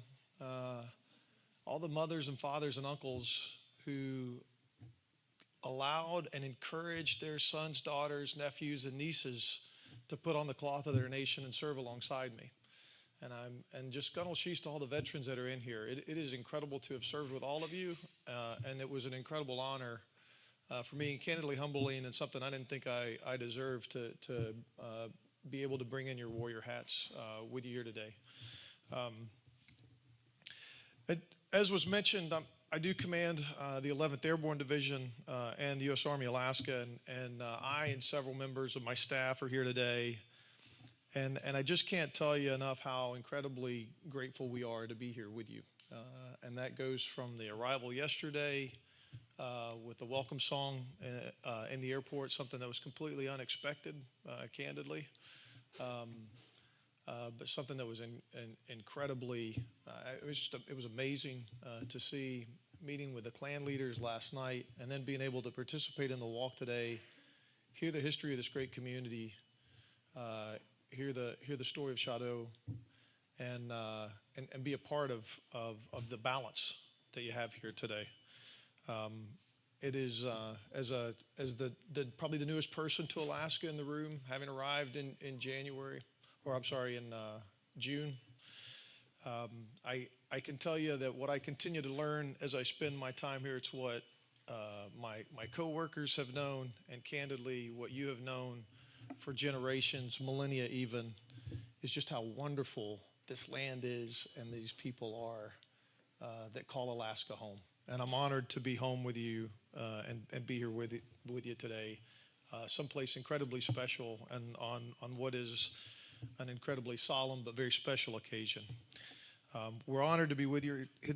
We're honored to be with you here today to work on restoring balance and to begin, hopefully, to speak the future and into our history.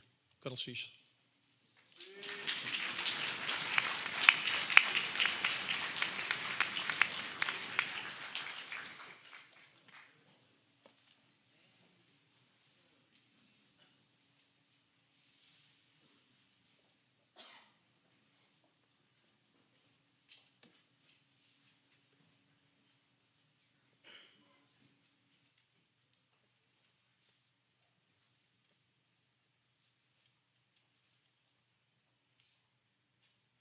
Can I have the Alaska Native Brotherhood and the Alaska Native Sisterhoods please rise? Stand where you're at. Tsut Sun Kla Yuhut Duasak, Chak Nakatsati, Shtakin Kwan Ayahut. On behalf of the Alaska Native Brotherhood, the Alaska Native Sisterhood Grand Camp, and Wrangell Camp 1, Wrangell Camp number 4, which, by the way, Camp 1 started here in Wrangell. So we would like to give our general a token of appreciation.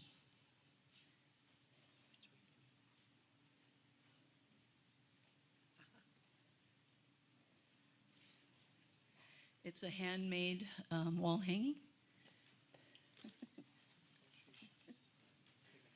And my sister's one of the carvers, so.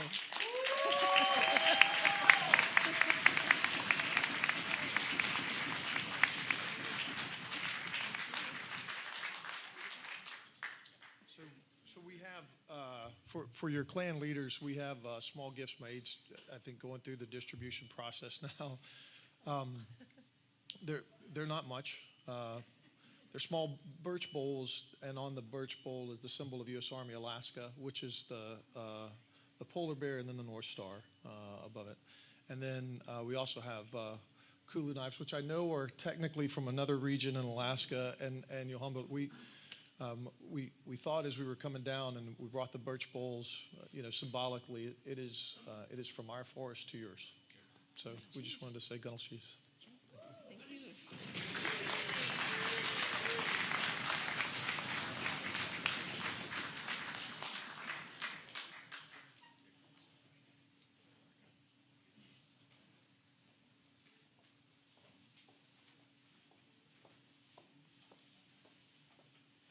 So now, if we can request Jeannie Arnold. Yes, okay.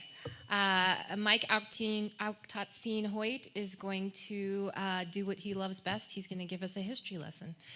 So we're going to sort of set the stage for the bombardment apology with talking a little bit about the history of the bombardment. Richard Reinhardt is going to talk about other historical moments in Wrangell, and then I'm going to talk about what we're doing today with cultural revitalization. So, okay, perfect. Thank you, Jeannie.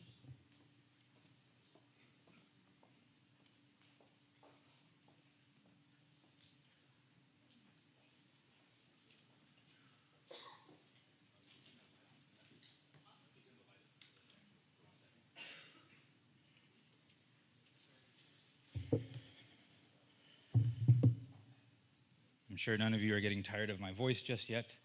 I do want to point something out, though. It's really exciting having these polls that we've been working on out here. And as we were up here talking, it kind of reminded me of a story that's kind of connected to this one. There was a battle that happened just north of here on Farm Island, I think it was. And it was from a group from the south. And they paddled up and they landed And they landed, they got out of the canoes, and they're trading barbs back and forth, I guess you can say. They're talking back and forth about, what's going to happen in the battle. And the Tlingits are responding, and this other group is responding, and they're going back and forth. But what the other group didn't really realize was that we were kind of delaying for a little while, and we're letting that tide go out. And the tide went out, and pretty soon the canoes were just kind of stranded. And when the canoes were stranded, I'm thinking about the way one of my great uncles, Herb Bradley, he would always talk about this part. He said, "We rose up out of the earth like worms, and we were surrounding them." And I always thought that part was really interesting. But I guess the point that I'm trying to make with this one is that given the opportunity, us Tlingits can literally talk you to death. So, doing my best not to do that to you guys, but I will end up talking a lot about some of this history. And I want to emphasize one thing about why we're doing this, why we're talking about some of this history. It's not merely to sort of reopen old wounds, but this is a process that was common in the peace ceremonies and negotiations that led up to that, preceding any kind of actual decision to move forward with a peace. There was an example, perhaps from that same continued warfare, from 1877 to 35 canoes leaving from Wrangell and going down south and seeing these folks near the Nass River. And one of the things that it notes is that they brought up every question connected to the what caused the conflict. And that idea really stuck out to me. To me, it kind of says something about what peace really means, that it's not enough to just stop fighting, but that it means something to truly repair the relationship with the people that you are having a conflict with. And so to talk about these things isn't us just trying to, again, reopen old wounds, nor is it exclusively an excuse for me to be able to talk about Wrangell history some more. It is a little bit that, I'll be honest. But I do want to do a couple things to kind of acknowledge where some of this story sort of comes from. And the first one, and I don't know if it's showing up on the slides behind me, it doesn't look like it. That's all right. I'm a teacher. I'm used to technical problems and just kind of going with it, so we'll be all right. I want to recognize four Tlingit folks from Wrangell first. The first being William Tamry, Shish Gao. He is the primary storyteller from which our understanding of this bombardment comes from. There are others, but he's sort of the longest and most detailed one that we have. There's, of course, Kashyat Tilipal Tamry, who was alive during this, as was William Tamry. And then, of course, her son, Shquindi, William Paul, who also held the name of Gush, who has done many, many things and is someone I could certainly talk extensively about. He was another person that talked about this, as was Tom Ukas, Alktatsin, and Grunanesti was his names. And those four storytellers and historians really, to me, kind of set the tone for understanding what happened here. Doubtlessly, there would have been more, but those are the ones that we know about. I also want to give some special shout-outs to folks. I was really hoping that he'd be able to make it, but unfortunately he was not. Zachary Jones, someone that I consider to be a good friend, another person that has really set the bar for what it means to do historical research.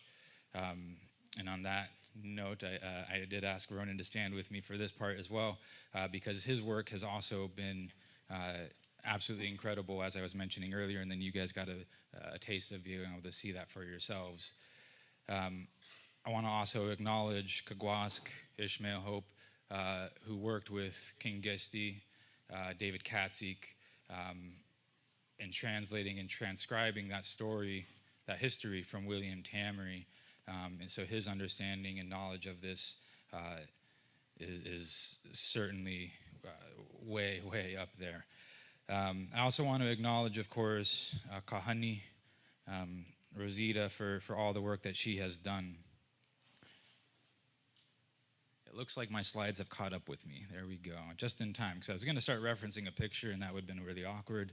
Let's go ahead and go to slide number 4, if you can. Boom, boom, boom. All right.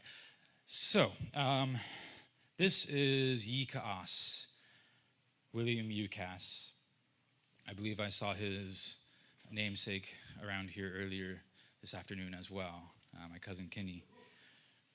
I often look at this photo, and it's a reminder to me of the human side of history. That on the one hand, it's really easy to think about these things as things that have happened hundreds of years ago. But for me, I try to think about my life in terms of where some of my ancestors were. And like I said, this is William Ucas. This is my great-great-great-grandfather. And he was born in the 1830s, which means that he was born around the time when folks started moving from Katzatlan, from Old Town, to here of Kachkanauk, to contemporary Wrangell. That means he saw that time period in which the Russians were building the fort here, Fort Dionysus. He saw the conflicts with the British, between the Russians and the British and ourselves. And of course, he saw the sale of Alaska, the building of the fort here. It also means that he saw countless epidemics. He saw the population from what was at that time of pre-contact estimated to be for Wrangell itself, according to William Paul and other oral historians, as well as some archaeology, 10 to 15,000. He saw that chopped in half after wave of epidemics, to by the time we hit the 1890s, it was less than 1,000. And so I think about what he might have seen in his life, and I'll return to that towards the end. But what I do want to sort of point out is in 1869, when this bombardment would have taken place, he would be about my age right now. He would have been about 36 years old. And we'll go into the next couple slides. The year before that, a man by the name of Edward Muybridge arrives in Wrangell, and he takes many photos of Wrangell.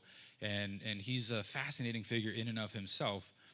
But his photos, I think, capture something of Wrangell that it's a kind of a good reminder for us when we think about history, that sometimes it's these names and these dates, these sort of faceless things, but it's not, you know. And you can see in these photos, you know, all y'all Wrangell folks, these are your ancestors right here. You can look in their eyes right here. This is our family. We've been to those places. We were at those places today. That pole that you see there, that middle one, that's what this is in front of you. This is the pole that belongs to the Nanyai. And that pole on the far left there, that is the one that we carved that belongs to Kadishan, and that is the staff that was returned from Oakland. These are things that our ancestors held as precious, and that we're very thankful that were captured in photos from Edward Muybridge. Could we go to the next slide, please? Thank you. This is out near where we started today, and this would have been sort of the other direction when we were at the post office, and I was saying, imagine looking out at that point, and imagine Shkat'u paddling from that point towards the fort. We can see, as he may have seen, across to where the fort is, and you can see those white tents up there. That's what that fort, where the fort was being built in the process of that photo. So we can see sort of what he might have seen as he was going across. And same idea, some other photos just looking the other direction, at least on the one on the left. And then the one on the right is three other totem poles, or I guess 2 at this point. There's another that goes up shortly after this. Maybe other totem poles that we will shortly carve in the future, hopefully. And then we'll go to this last one, I believe. And this is the site of the fort itself. You can see the fort being built literally right there. And then we'll go next slide. And so I want to point out this photo in particular because to me this is the quintessential photo of the Wrangell bombardment. The reason why we have this totem pole sitting in front of us and why there was such an effort to have it carved and ready for us as we were talking and having this apology is that unfortunately during the bombardment we believe that this totem pole was hit and likely destroyed, or at least damaged enough that it had to be taken down. The names that you see listed there are names that were mentioned by Shishgao in the telling, and I think it's important that those names are at the very least written up on the wall for those of us here that they can see them. I will mention some of them to the best of my ability. My Tlingit speaking is not quite to the ability as many folks here, and so I'll probably mispronounce some of them. And I'll tell a sort of an abbreviated version of the history of what happens here. It all starts, I say 10 or 15 minutes into this, it all starts now, at a Christmas party at the fort where they invite some of the local Tlingit folks there. And as is wont to happen during such occasions, a scuffle ensues, maybe disagreements are had,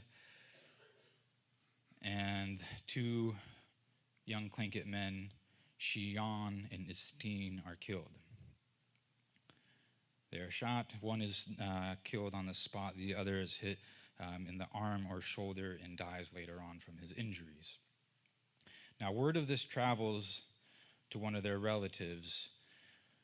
Could be a father, could be an uncle, but his name is Shkat'u. And he hears about what has happened, and he calls upon his wife to bring him his clan regalia, just as we have laid out in front of you. And I think what he is doing here is he is bringing before the fort, before the U.S. Army, sort of a statement, and he is going and demanding redress or justice for what had happened with the death of these two young men. He is, of course, turned away, misunderstandings as it occurs, and he walks away. Now, in Tlingit justice, there is a sense in which each individual clan is a nation in and of itself.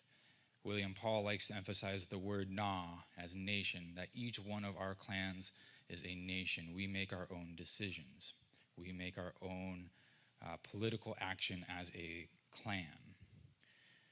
Now, when anybody from one clan injures another clan, that entire other clan is held responsible. In this particular instance, that means an American has caused the death of these two young men.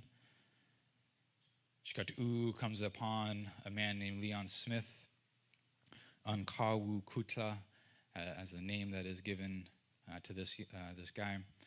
Now, he being American, regardless of whether he was connected to the shooting death of these two young men, is sort of, I don't know if I want to say held responsible, but he is shot and killed by Shkat'u. And one thing that is mentioned by William Tamry here is that only then does only then does Shkat'u sort of come to his senses, come to his mind about what has happened, that he has now shot and killed another man. And at this point, he leaves Wrangell. Where he goes is still not entirely clear.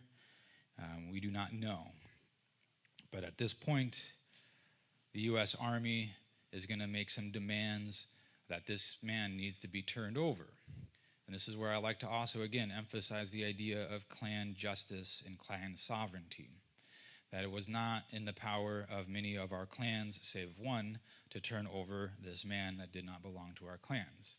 Regardless of this, the threat was then made, if you do not turn him over, we will bombard the entire village. They are given some time. He is not turned over, and the bombardment commences. William Tamry mentions it, as does Tom Ucas, that many homes were hit, many homes were destroyed. I'm blanking on the exact quote that Tom Ucas has, but it's something to the effect of, a lot of the houses are turned to kindling. And while all of this is happening, he's not entirely sure, or no one's entirely sure where Shkat'u is. He stays out there a number of days, and they're thinking how long they could perhaps deal with this. Some people go up, and they go up Mount Dewey, and they fire down at the fort, sort of a rear guard action, I suppose. And there's another battle that ensues there. Now, we're not entirely sure if anyone died in this battle. According to the Army, they likely hit and possibly killed 4. According to Tom Ucas, a mother and her child were also killed during the bombardment. So we have at least 2 young men that have been killed, possibly another 4, as well as 2 more confirmed. And as I mentioned, the totem pole was believed to have been hit and destroyed, as well as multiple houses. Now, negotiations are still ongoing in terms of what's going to happen, and at some point, Shkut-U, perhaps weighing his conscience about what is happening. And anyone that's been here around the 4th of July and heard fireworks, that thing echoes everywhere around here. You can only imagine what that constant bombardment might have sounded like. Zachary Jones says there was a shot roughly every 10 minutes. So pretty consistent. And at this point, Shkut-U decides that he's going to turn himself over. He decides that he's going to give himself up. But before doing that, as we mentioned today as we were going around the harbor, he goes and he says goodbye to at least a few of the houses. It mentions 2 in particular. I'm confident that he would have stopped at many other houses that Tamari does not particularly mention, but the ones that he does mention in particular is the Teton house, and it mentions the name I carry, Gush, that he specifically comes and he sees him and he brings out his clan hat and he brings out other atu and things of cultural patrimony, as William Tamari writes it, to say goodbye to Shkut-U. That moment has been on my mind consistently for months, if not years, as I've worked on these totem poles and thought about this particular apology, that moment where my namesake saw this man who was going to give himself up. He continues on, and he goes to the Talsquedi, and the clan leader there, Jatsa'at, and again is in the process of essentially saying goodbye. And he goes, as we've pointed out many times today, and he turns himself over, and he is put on trial, which, as noted by Zachary Jones, was not technically in the jurisdiction of the U.S. Army at that time, according to their own constitution and laws.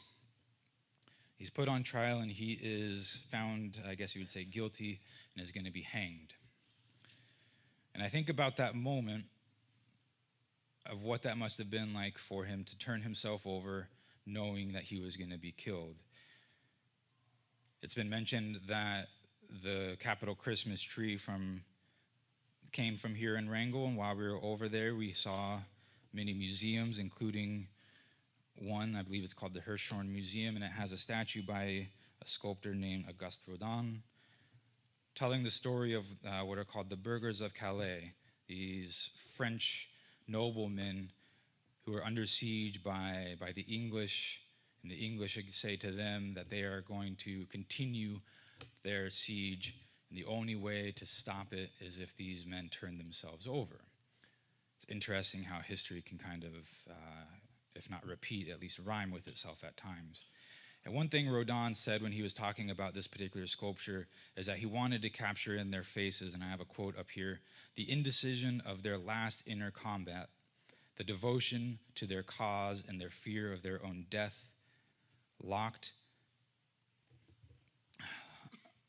looking in the face of their own conscience, still questioning themselves to know if they had the strength to accomplish their final sacrifice. And so I've thought about that moment as well, thought about that sculpture as we've carved these poles here, and thought of how that echoed what Shkut-U must have faced. Now, through his interpreter, he sends word to his family, and they bring a shakiyat. They bring a frontlet just like this one up here.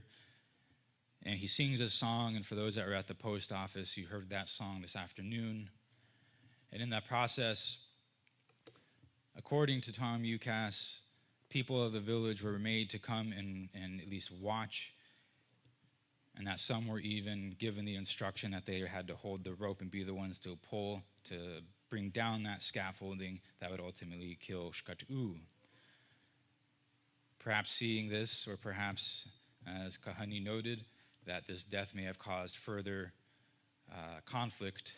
In any event, Shkut-U leaps off of this scaffolding and is killed. William Tamari makes sure that he includes this note that he is left hanging there for an hour.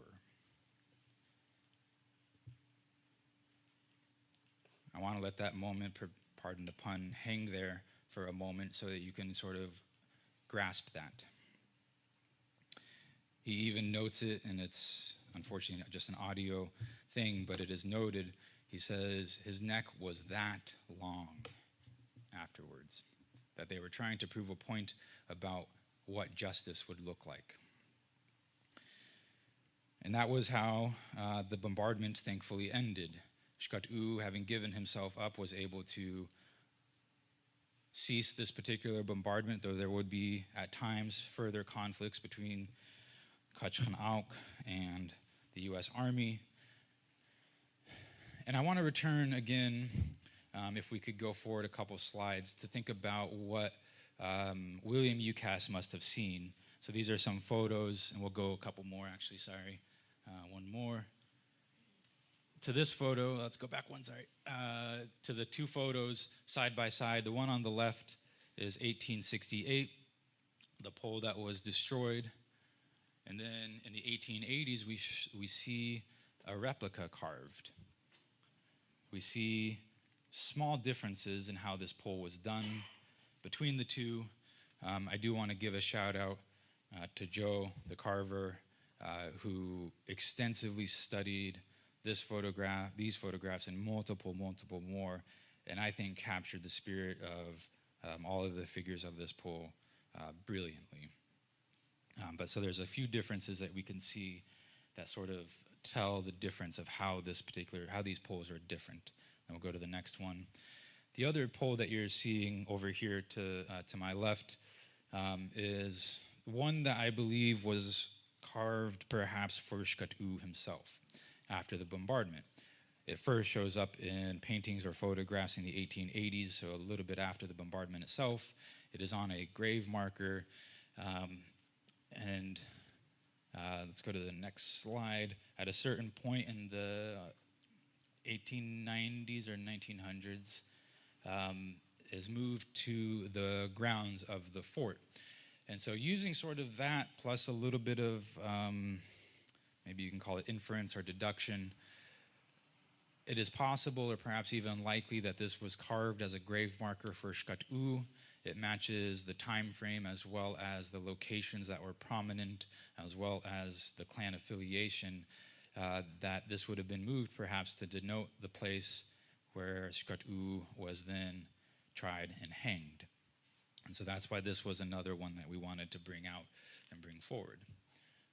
And I'll go to the next slide. And so again, thinking about William UCAS and what he might have seen, what he might have done at 36 years old, thinking about these things. And he goes on and he sees many other things that happen here. He sees many things that have happened to Wrangell. And he continues carving totem poles. And I think there's something beautiful about that. I was able to share this with some of our guests when we were over there looking at some of the totem poles, that despite all of the things that he had seen, despite all of this tragedy, he was still creating something extremely beautiful. He was still creating and documenting the history and the stories of our people.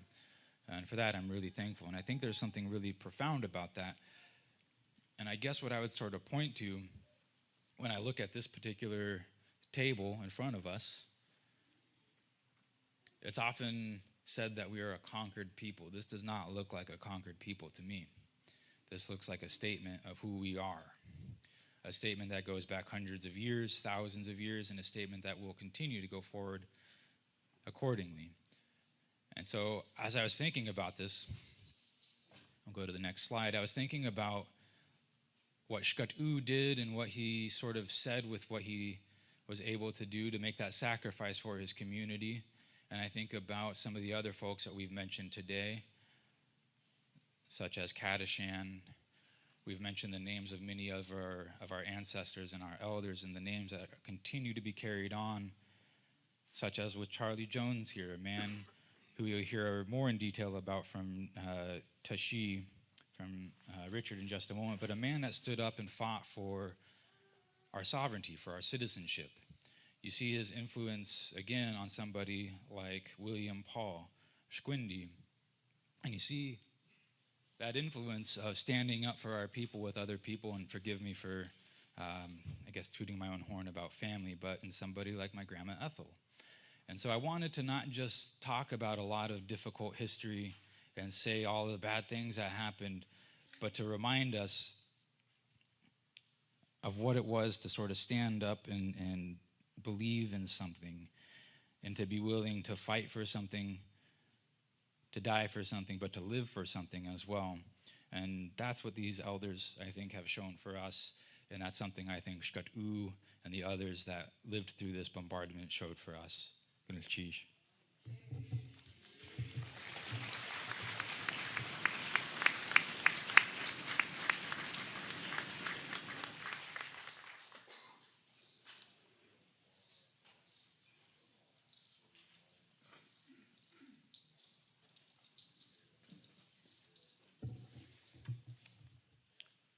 I hope you can all stay awake. I was like trying not to nod off when the lights go down. I don't know why. I took a presentation that I gave at Sharing Our Knowledge a couple years ago in September 2002, and I'm going to go through some of the slides just really fast because this took an hour before. It won't take an hour this time. It's the history of our people here in Wrangell, so if we can just kind of go through the first slides. This is just kind of my credentials. I was born here, graduated high school here. My father and my grandparents and great-grandparents and great-great-grandparents are all buried here. So my roots run deep. Next slide. Some of you heard me say this before, but when we talk about like how long have we been on the land, and we say since time immemorial, how long is time immemorial? Our people came here before the mountaintops were formed, before the valley floors were formed, and have been on this land, before the glaciers, and they went under the ice and came back through, and then migrated out throughout southeastern Alaska. We know that they were here at the time of the Great Flood. The Talgunagusha tunic down there, and that's at the top of the Kiksati pole in Totem Park, talks about our people climbed to the top of what's now known as Devil's Thumb Mountain, or the mountain that saved our people in our language. And that's been 6,000 to 7,000 years ago. And then we know there's scientific proof that proves that we've been here for at least 6,000 or 7,000 years. And through a lot of the work that SHI and others are doing, we know that it's actually over 10,000 to 15,000 years. I think the latest is like 17,000 years ago. I see Kahani nodding her head, so that must be right. I threw in some pictures here. I grew up, this is the Reinhardt house it's behind the Brig Bar today. That was my dad. That's actually the boys there. The one on your left is my father, and the one on the right is my Uncle Lloyd when they were little boys. And I never thought about it, but my cousin Jesse realized that was them. And then this pole is actually now today in the Alaska State Museum. And just thought that was kind of an interesting piece of history to show. Next slide. The Kiksati, that's my clan. We've talked about it briefly before, but we were like the first clan in the area. We've been here the longest, so like I said, since time immemorial, really.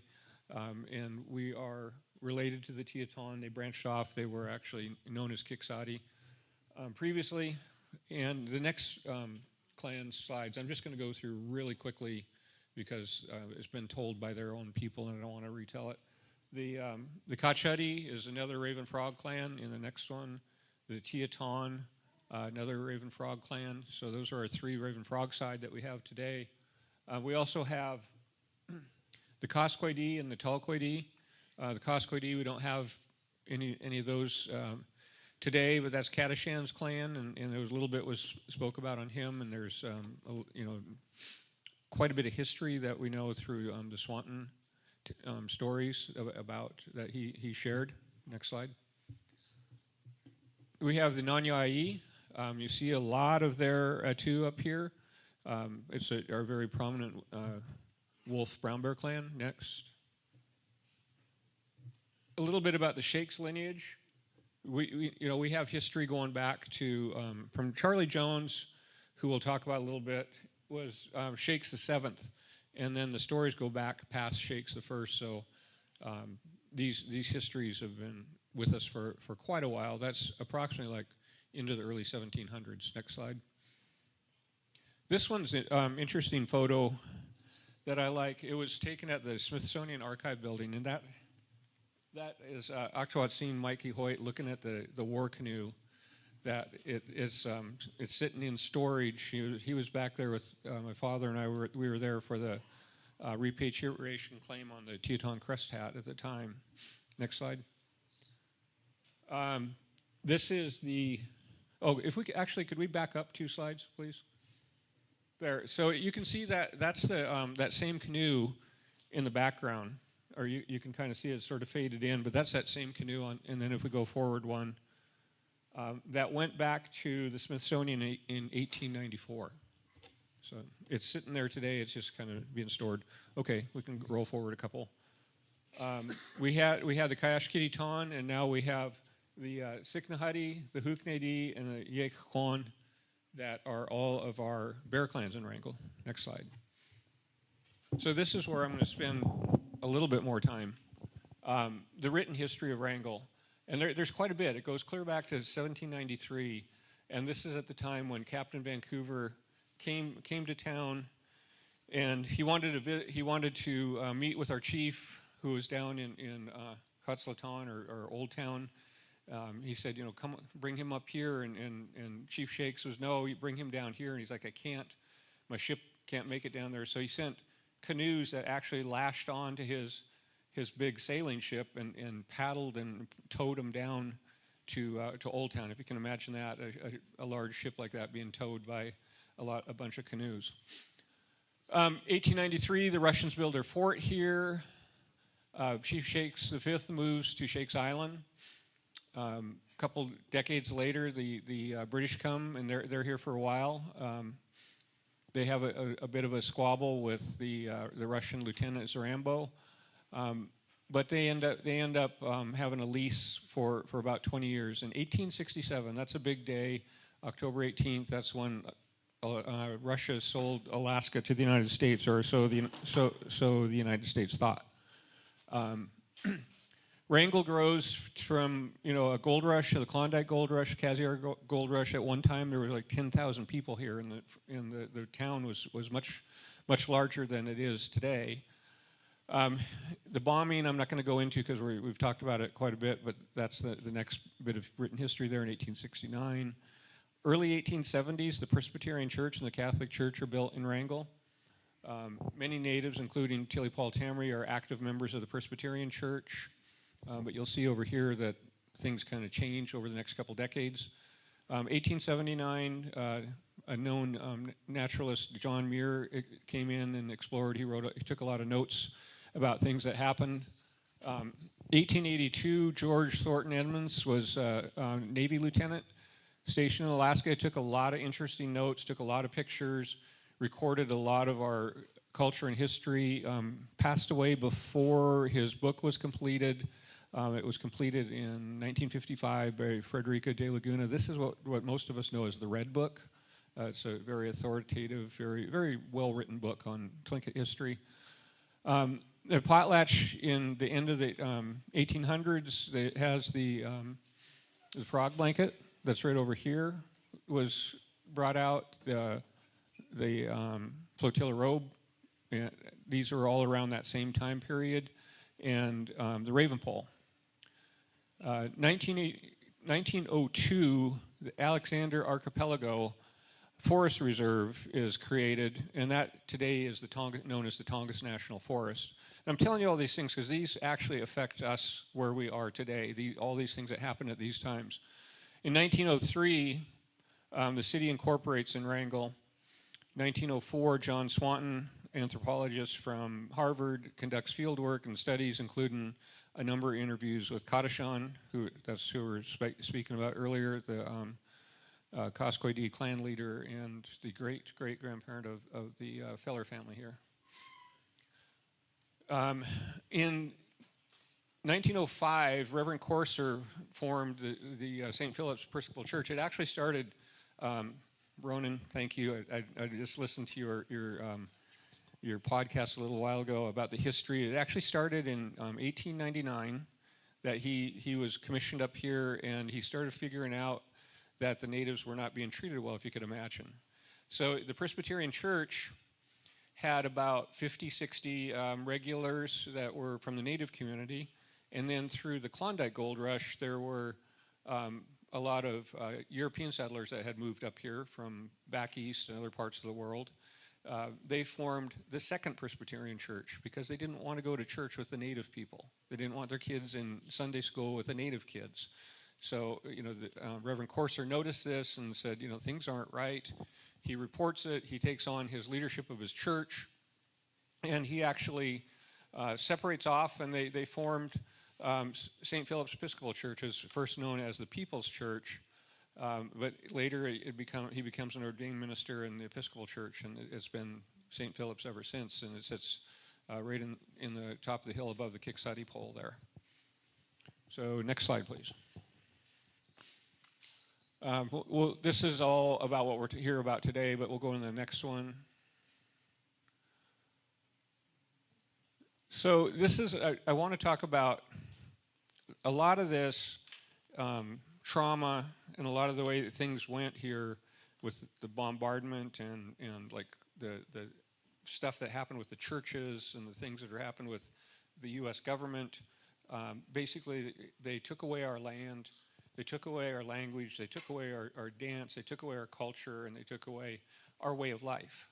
And so it started with a lot of these things that you see here. But here in Wrangell, Chief Shakes hired Willie B. Clark, who I think was a son-in-law of his, actually, as an attorney, and sent him back to Washington, D.C. in 1890, and had him lobby Congress and the president for lands improperly taken. So land claims were actually started here in Wrangell that long ago, yet today we still don't have land as a village corporation in Wrangell. 1912, the A&B is formed. In 1915, the Alaska Native Sisterhood, Camp 1, is formed here in Wrangell. 1920, the A&B convention's held here. William and Lewis Paul attend. I believe Lewis was the grand president and William became the grand secretary. In 1922, this is a big day, and it's something I wanted to make sure that all of our guests here understand and realize that the right to vote came about here for Native people, came about here in Wrangell. Charlie Jones, who was shown in Dr. Watson's picture there, Chief Shakes the 7th, went in to vote, and they didn't let him vote. And he's walking down the street, and he runs into Tilly Paul Tamery, tells her the story, and they say, she grabs him, and they head back, and Tilly is like very persistent, and I'm just kind of imagining like somebody, like some of our grandmas and aunties that we know, and she won't take no for an answer. She gets him in to vote. He has to swear that he's a citizen of the United States, and a year later they put out a warrant for his arrest for falsifying that he was a citizen, that he was a civilized individual, and voted. So in 1924, William Paul takes on the case and takes on another individual here in Wrangell history that a lot of us are related to, Leonard Churchill, who was my grandfather's father, who was the magistrate and a whole lot of other roles that he played, but he was the one that had William arrested and pursued this. We win the right to vote, and shortly thereafter, William Paul is elected into the Alaska State House. A year later, the Alaska legislature creates a literacy test and says, you can vote, but you have to be able to pass a literacy test. And of course, they have inferior schools for natives to go to, and it's harder for them to pass. But in 1929, William Paul brings suit. And this is, of course, the gentleman in the bottom right, William L. Paul Sr. I'm talking about, brings suit and gets the natives the right to attend public school. 1934, the first meeting of Tlingit and Haida Central Council is held here in Wrangell at the A&B Hall. And for those of you that don't know, the A&B Hall used to sit right over here next to the carving shed in the Churchill building, right in between there. It burnt down in 1977. All of you that are like my age, approximately, can remember that. Our old A&B hall used to come through the doors. There was like locker rooms on the left and right. There was a kitchen up above. It had balconies that went around the side that went to a stage up in the front, and it had a basketball court. And that was what we called the A&B hall. And I'm going to come back to that later today. In the 1940s, in 1946, the Goldschmidt-Haas report comes out. It talks about where we actually existed in our traditional use of the lands. Interviewed a lot of our elders, people that were old at that time in the 1940s, that they were already elders then, and some of the people that have been mentioned, like Tom Ucass and William Tamery and Charlie Borsch and others were all interviewed, and they talked about where they used to hunt and fish and trap and things like that. 1954, William Paul Sr. brings suit against the U.S. government for Teton. It was called Teton versus the United States. It was for lands taken over by Lake Bay and all up the west coast of Prince of Wales Island, clear to Red Bay. And it was, I think, in the time, it was like $50 million or $55 million, something like that. Back at that time, it translates to a lot of money today. But he loses. He gets it all the way to the U.S. Supreme Court and loses. However, the dissenting opinions that were written from the judges that agreed with him had a lot to do with what became the Alaska Native Claims Settlement Act later on. 1965, 1966, Wrangell votes to, they had a choice. And I remember this, and I was very young, of course, but I remember being at that A&B hall looking down at the hallway, and my dad and my Uncle Lloyd are off on the right, and everybody else in town's on the left. And what they voted was to go with Central Council and sue as one, as one with them, versus what William Paul and my dad and my Uncle Lloyd believed in their Uncle Will, that we should have all gone as clans, kind of like we run things today, the way things were done traditionally. And when you talk about like how possessory rights, how things used to be done traditionally, and it's also how the Organic Act of 1884 was written. William believed that we should have all filed suits separately as clans and not done it the way we did. So anyway, we decide to go with it, and we vote to go along with Central Council as one. 1968, Tlingit and Haida settle. They have a settlement for $7.5 million. They had filed for $75 million. Wrangell, actually, along with, I think, Tenakee, there was like 100 votes in favor, and there was 5 votes against. The 3 Wrangell delegates all voted no because they said it wasn't enough money and because we gave up subsistence rights. We gave up our fishing rights, and they didn't believe that we should have settled, and we shouldn't have gone along because we gave that up. So some of that's like history that's not necessarily written anywhere, but this all did happen. 1971, the Alaska Native Claims Settlement Act passes, and Wrangell's left out. We don't get any land. Next slide.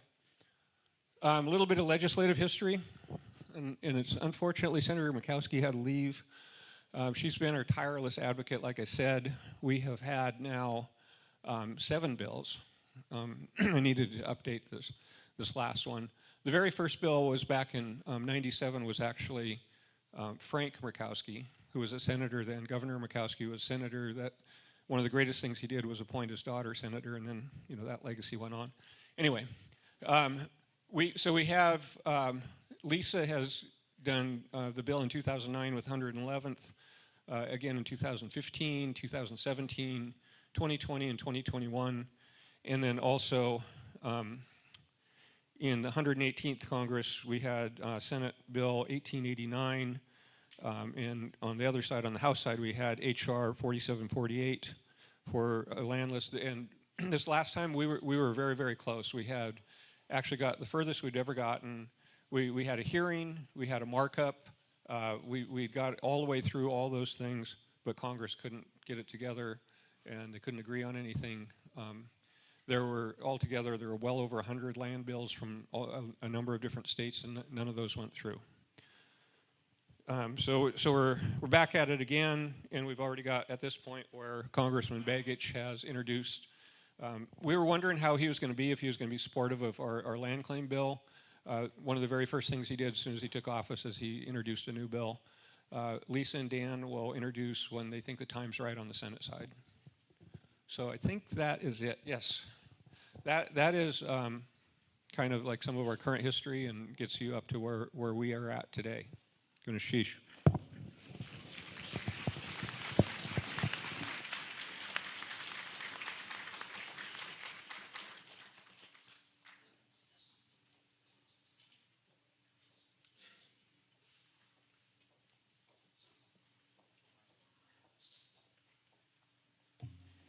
Thank you both so much. Can we have the lights back on again, please? I don't want anyone falling asleep on me. Okay, thank you so much to Auktatsin and Tashi for talking about our history, the history of the bombardment, the history of Wrangell. I just always love looking at those old pictures. I don't know, when Mike was talking about nerding out with Ron and Rooney, we had so much fun. I think we could have stayed on those calls for hours and hours. It was just wonderful. But now I get the opportunity to tell you about what we're doing now in Wrangell and what we're doing now to move forward. Just a couple other additions to all the wonderful words that were just spoken. I love how Tashi speaks about many times about how we've been on this land since time immemorial. We have an absolutely wonderful relationship with the Forest Service and their archaeologists. I know we have some Forest Service people here today who traveled specifically for this. Welcome. We're just so happy you're here with us. But Forest Service archaeologists were doing a dig. They were excavating in one of the caves on the back channel, and they found some bones, some animal bones, and they decided that they were going to do tests on that, and they found that one of those bones was a 10,000-year-old domesticated dog bone. It is one of the oldest dog bones from North America, and that was found here in Wrangell.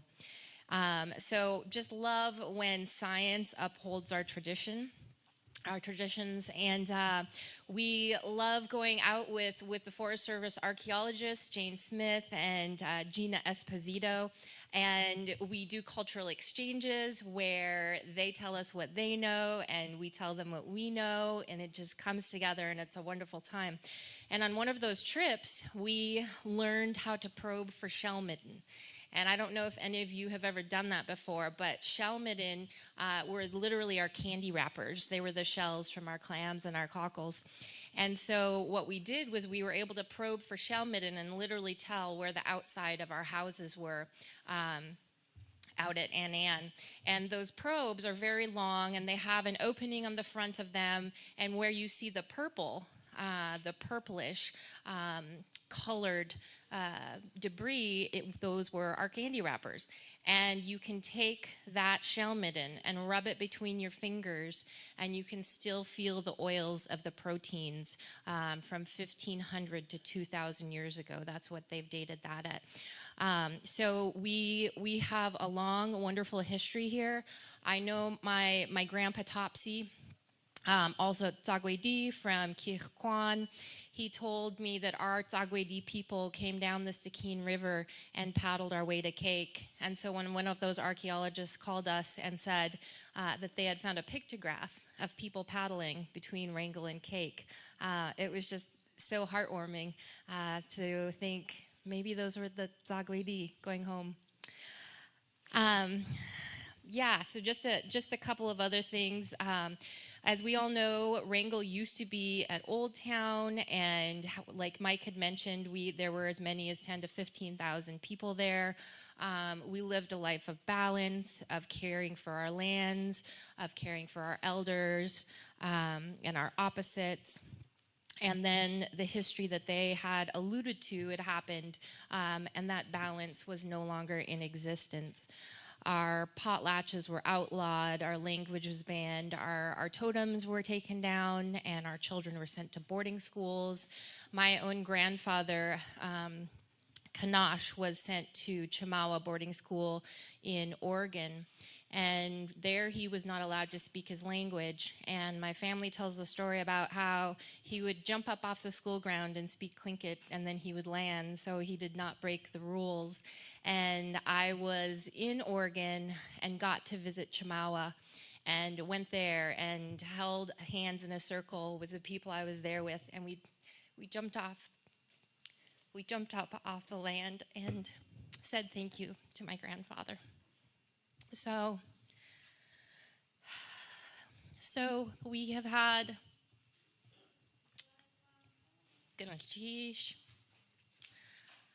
so we have had this history, and we are still having to fight in certain ways.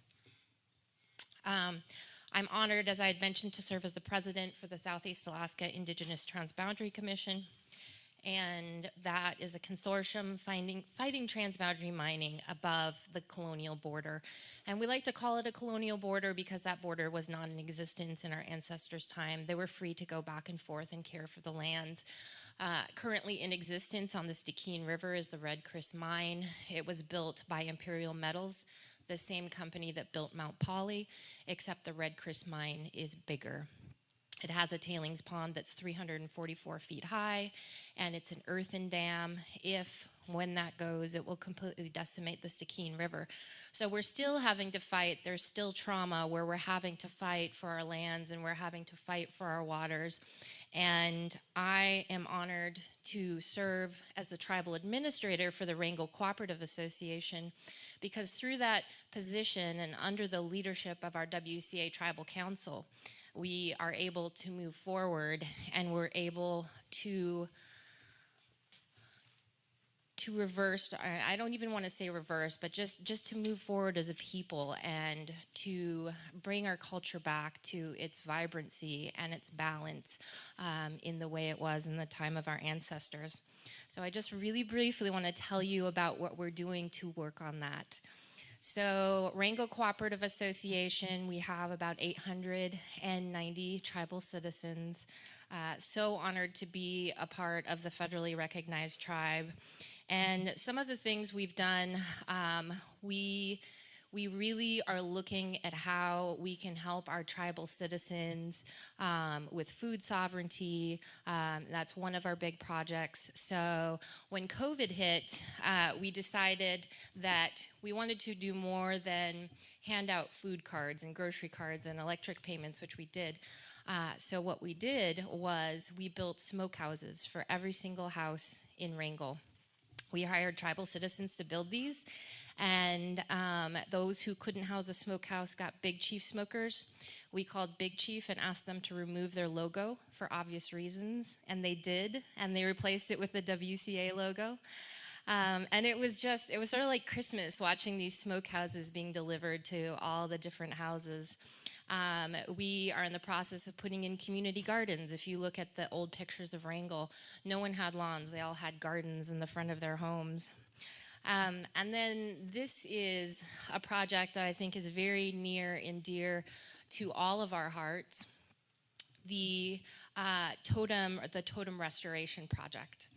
We received funding from the Southeast Alaska Sustainability Strategy, and it was so nice to be at the Capitol in DC to be able to literally thank Secretary Vilsack for that funding. And through that funding, we are replicating totems in Wrangell. And the vision was to not just replicate our totems, but to raise up master carvers, because we do not have master carvers in Wrangell. So we hired master carvers, and they worked with 4 to 5 apprentices, and they are replicating Wrangell totems. The other part of the totem project was when you would paddle down our shores, you'd see the totems in front of the houses, you'd know the stories, you'd know the families that those houses belonged to.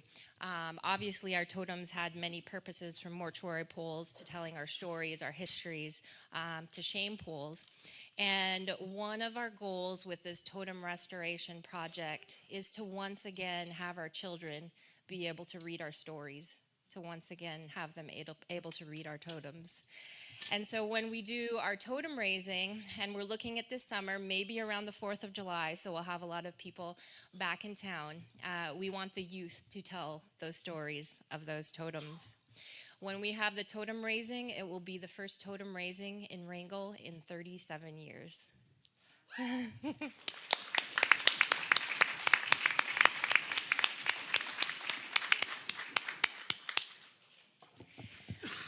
We have already carved one totem. TJ Young carved that totem, the Kadashan totem, so we have one complete already. And then we were lucky to have his brother, Joe Young, come and carve for us. We were actually in the process of carving the Gunna Kadate pole when we heard that the Army was going to apologize for the bombardment. So it was just the perfect opportunity to say, if the Army would like to fund this totem and return that balance to Wrangell, we gave them that opportunity. And so I just want to acknowledge that the Gunna Kadate pole was funded by the U.S. Army, and we are so appreciative of that. Gunna Sheesh.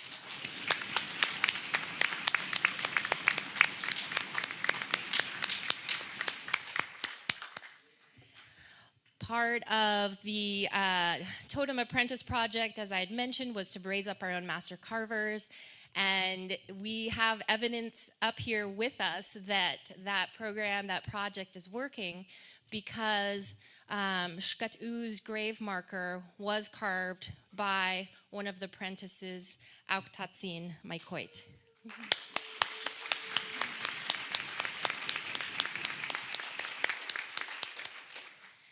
I want to also acknowledge the apprentices. If they're here, would you stand up?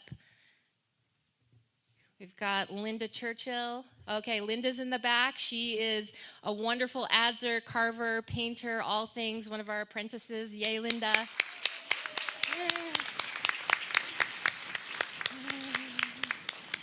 We've got Susie Beebe. I'm not sure if she's here with us today. Oh, back there. Yay, Susie. Woo.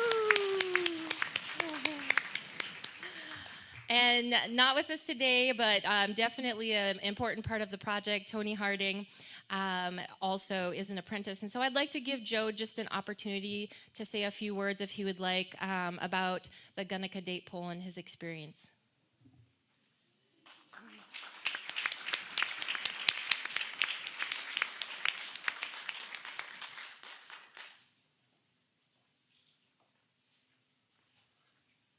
Hi, so my name's Joseph Young. I'm from Prince of Wales Island. I'm from Heidelberg. Grew up, born and raised Heidelberg. Yeah, it was a real privilege and honor to get this call to be able to come and help out with the project here. And can I get Linda and Susie and you guys come up here? Mike?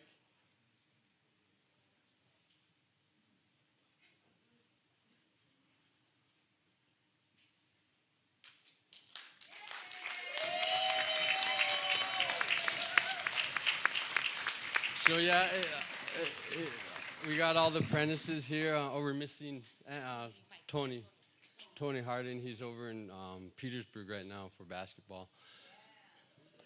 Yeah.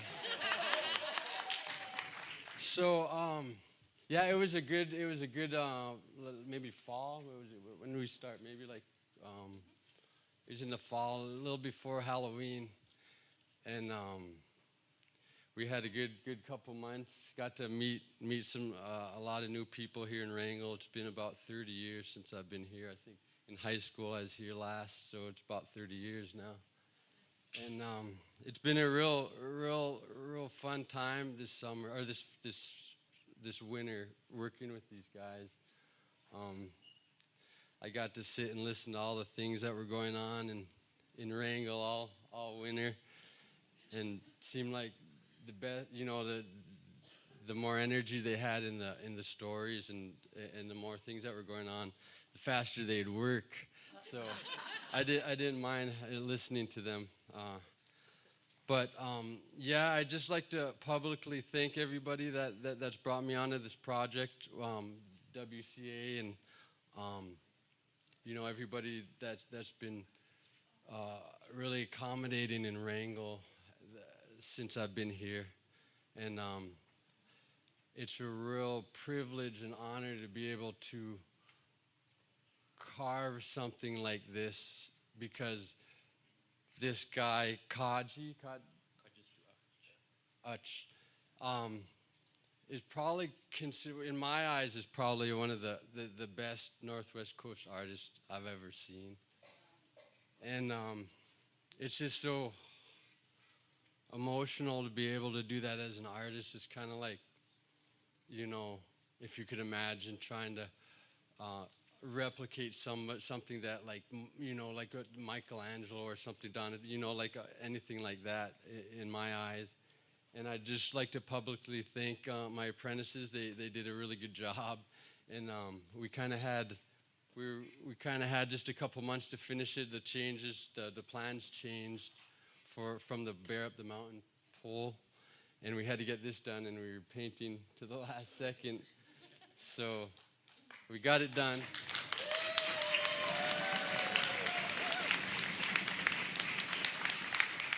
So, but anyway, that's all I'd like to do is kind of publicly thank everybody for bringing me on, me and my brother, and hopefully in the future we could continue to help out with with everything around here. Did you guys want to say anything, or you good? I think I said enough. Mike, you bring Mike. Okay. Well, thank you, Esther, and the goodness cheese.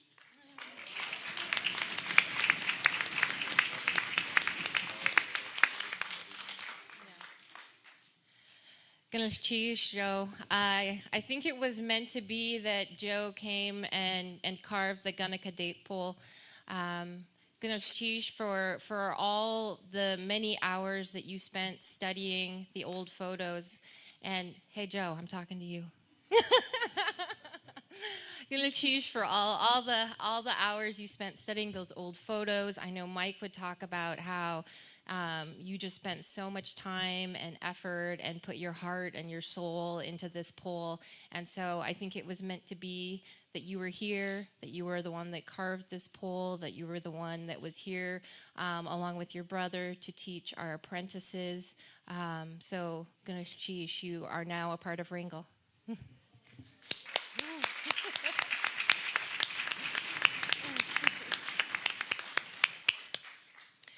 So there are many other things that we are so excited to be doing in Wrangell, and I'll cover just a few more of them.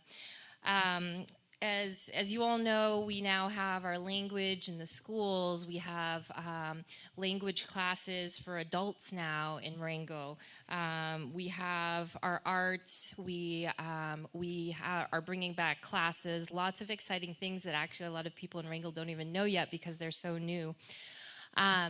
One of the things that happened in Wrangell, and it's sort of, when I talked about the transboundary mining, and it's how it's sort of heartbreaking to have to continue to fight for our land and continue to keep our waters clean. On November 20th of last year, we had a devastating landslide in our community. A side of a mountain came down, and it took about 30 seconds for that to happen. The landslide happened in 30 seconds. We know that had happened in Ketchikan as well, and someone was lost there. We lost 6 lives. And when that happened, Tlingit and Haida came to us and they said, did you know that you, as a federally recognized tribe, can go directly to FEMA for assistance for your community? And we had no idea. And so that was the beginning of us learning how to go about getting a declaration for our community. And I'm seeing our mayor, Patty Gilbert, back there. And we all worked so hard, and we're just so happy for our relationship with the city and borough. We worked hard together on that declaration. And it was interesting. I had to actually write to President Biden. I didn't even know how to address him and request a declaration for Wrangell to help us with our landslide. And we had just hired a new employee, Kevin Gadsey, and so he said he was going to help me proof it. And when he asked me if I preferred the Oxford comma, I was like, oh my gosh, yes, you were the person for us. Thank goodness. And so it was all weekend long, staying up until like 11 o'clock, midnight, writing to President Biden, putting pictures of the landslide and all the things we needed. And it was finally done, and we felt like it was perfect, and our president was going to get to sign off on it. And then I got a text, and he was like, Mayday, Mayday, do not send. You spelled the president's name wrong. So I almost sent the request to Joseph with two ESs, and I don't know what would have happened. We had many jokes about if he would have noticed or not, but... But about 3 weeks later, we got word that Wrangell Cooperative Association was the very first tribe in the state of Alaska to get a federal disaster declaration in the state of Alaska. Their very first tribe.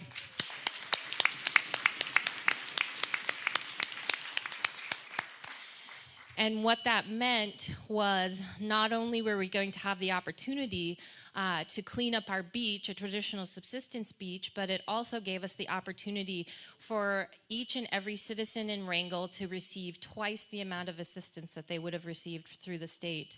We made the argument that this was all the lands of the Stikine Kwan, and so all people on our island should have access, whether tribal or non-tribal. I thought that would be a fight, but it was approved immediately.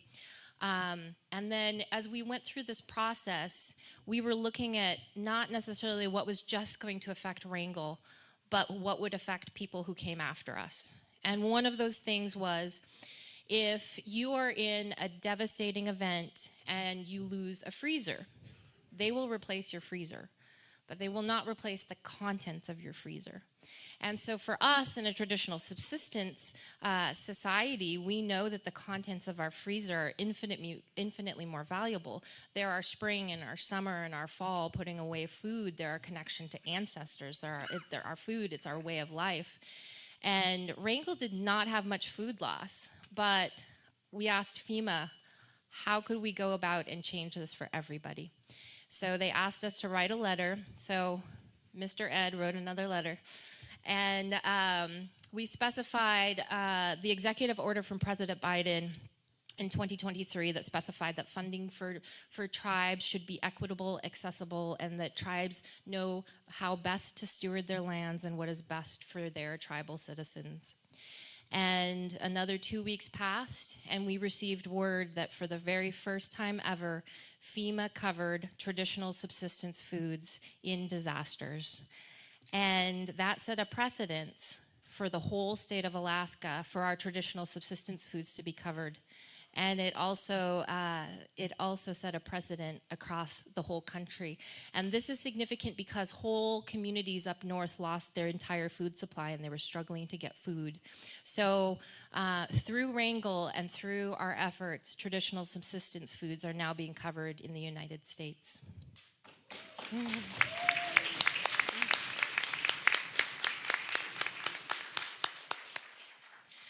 The last thing that I'll mention, and then I'll wrap it up, the last couple things.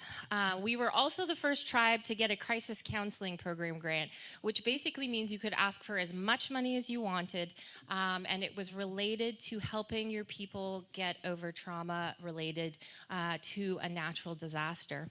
And so I was so proud of staff because we were going through this, and what we had to explain to FEMA is healing for us looks different. You can't just sit us in front of a therapist and we're going to spill all of our guts to you and that's that. Really, that's not how healing works for us. Healing is practicing our traditional ways. It's learning to speak our language. It's gathering our foods. It's weaving and basket weaving. It is talking with our aunties and uncles while we do it. It's learning from our elders. And so we literally completely crafted the crisis counseling grant around our traditional ways. And so we received $600,000 to do that. We're going to bring many, many programs into Wrangell, all related to our culture. And that's why I was saying people don't even know completely what's coming, because that was brand new in what we're offering for that. So we're very excited for what we're going to be able to do for our community through that. And then Tashi had mentioned the A&B Hall that was lost in 1977. And we have heard so much about the A&B Hall and how elders would gather there and they'd have coffee. We used to have that sort of with some of our restaurants that have gone away, about how there would be dances there and roller skating, and it was a place for A&B and A&S to gather.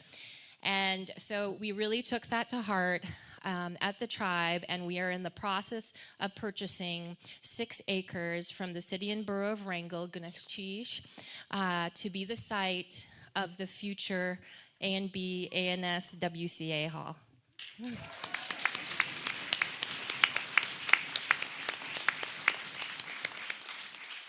I want to acknowledge Jackie Peta. She has helped us write a grant. We wrote a grant for $2 million to start that process of building that A&B Hall.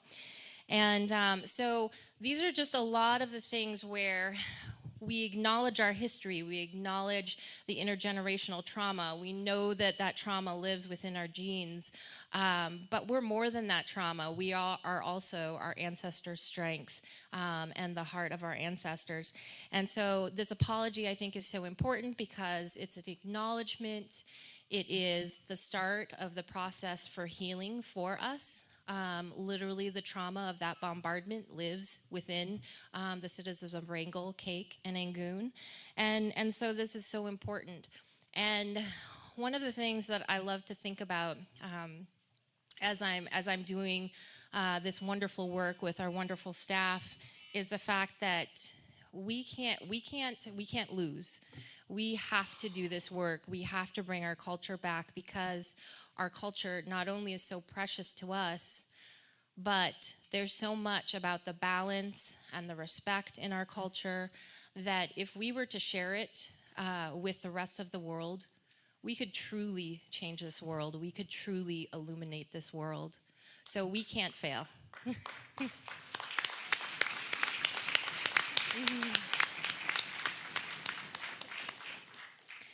So I'm just so happy to be able to tell you about all the wonderful things going on in Wrangell, and through with the WCA, with the clans, Gunashchish, and I think now it looks like we have something from Sue.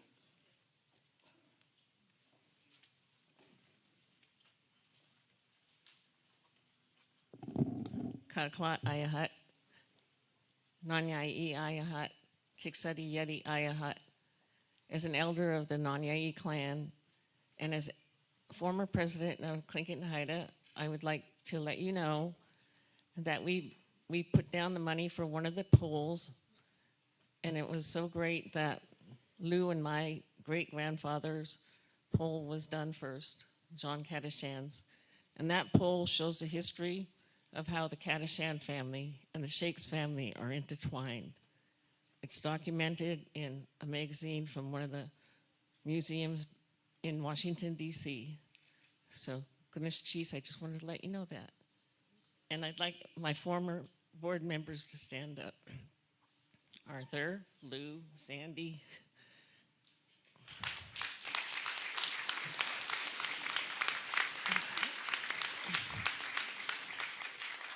Goodness cheese.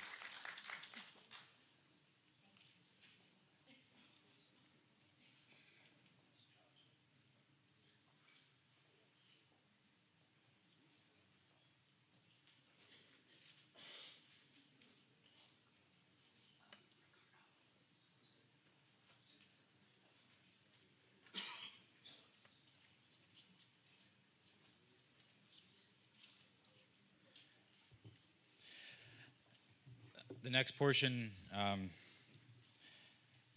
is we're going to sing 2 cry songs, one from the Raven side and one from the Wolf side. Folks that know these songs are obviously welcome to sing with us. It might take us a moment as we get ready to sing those, but that's what's going on. Just a little preview. I suppose you all have programs and know what the sort of process is. We'll be doing the cry songs, 2 of them, and then the official apology. There will be some responses from the clans, and then food is on its way. Well, I would say shortly, but you never know how long we can go on. So, but we'll be getting ready for those two cry songs. Gunchish.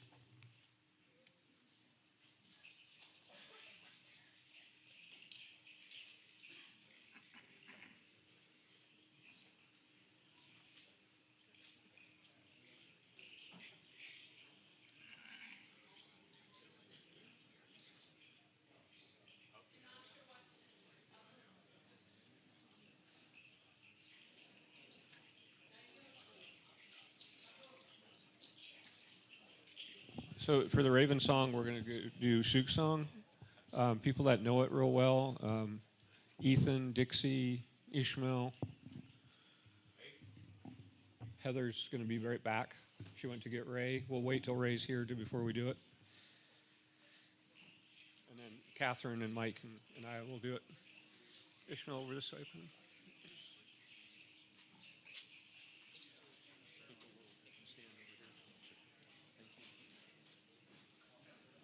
She went out to the car to get Ray, so we'll wait till he gets here. Okay.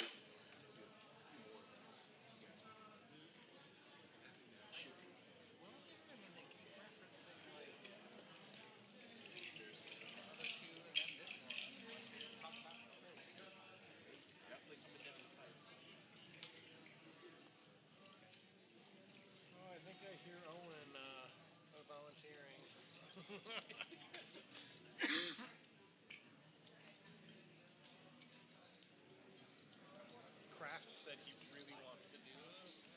Goose Kling, could you join us, please?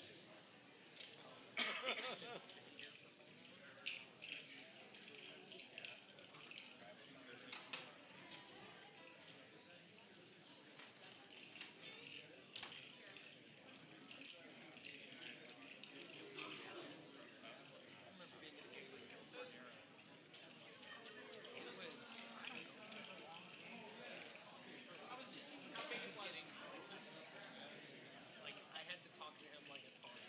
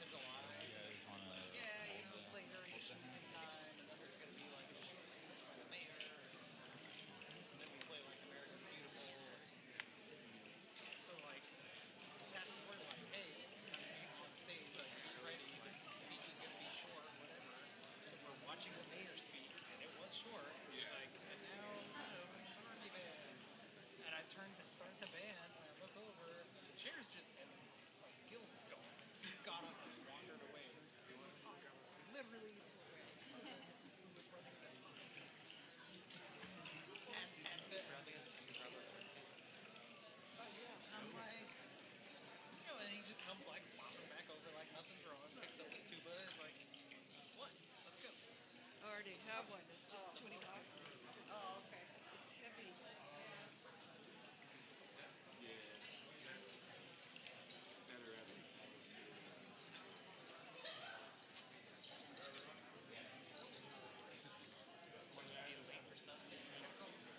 I can't stay. I got my dog.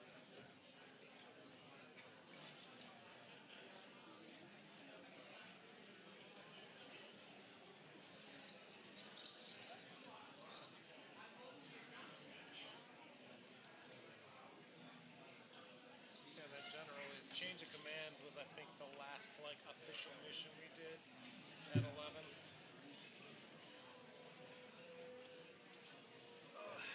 That explains why you don't know. Yep.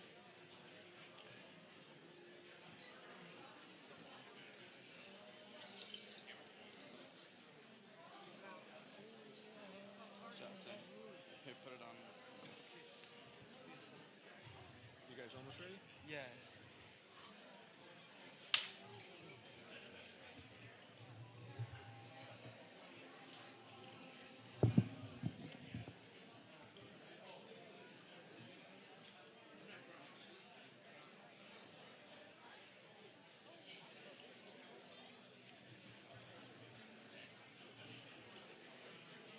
All right, are we ready, guys? Kicksuddy, ready? So we decided on the Raven. Mom, come on up here. Yeah.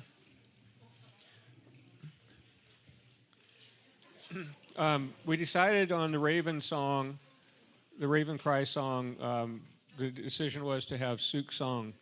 It's a pretty sad story that goes along with this one, where a family were out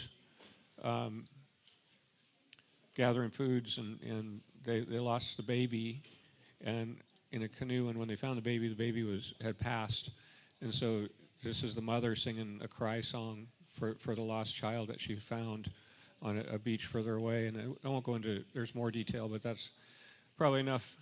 If my singers are ready.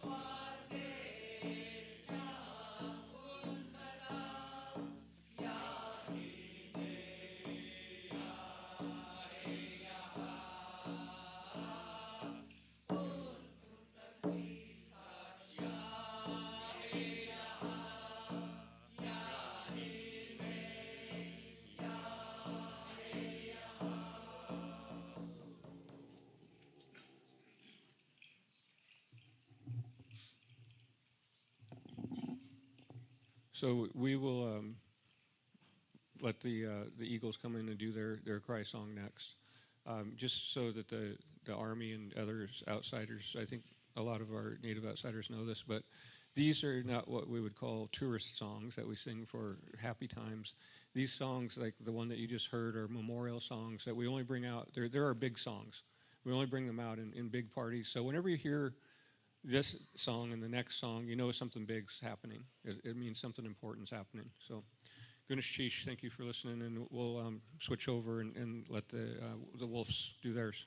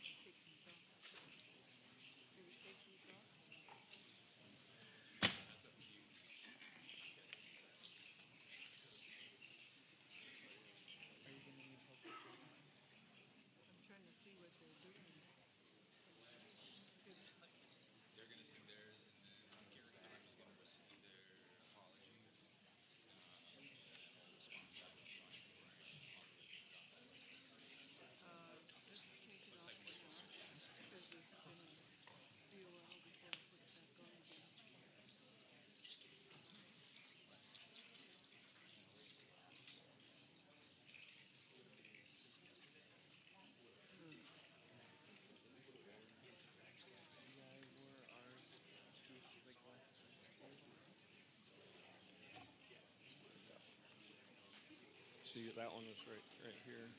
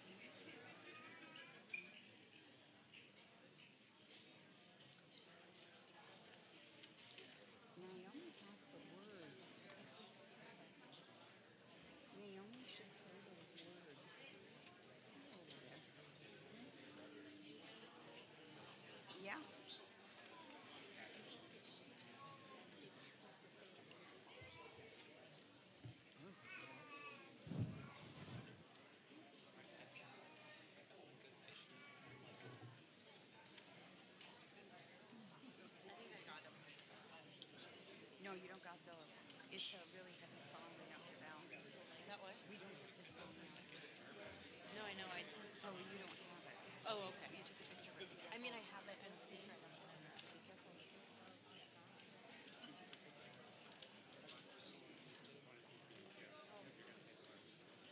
Do you have it?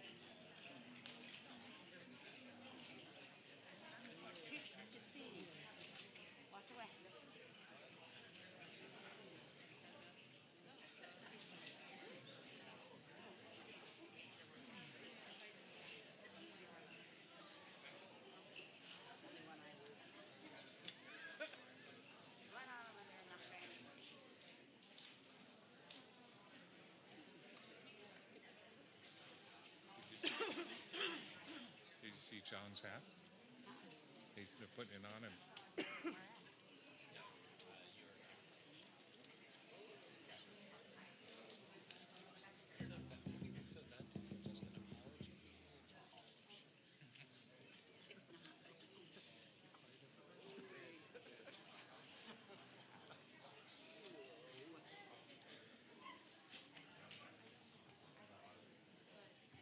No, it's fine. It's fine. It's fine. Okay, give it to somebody who needs it.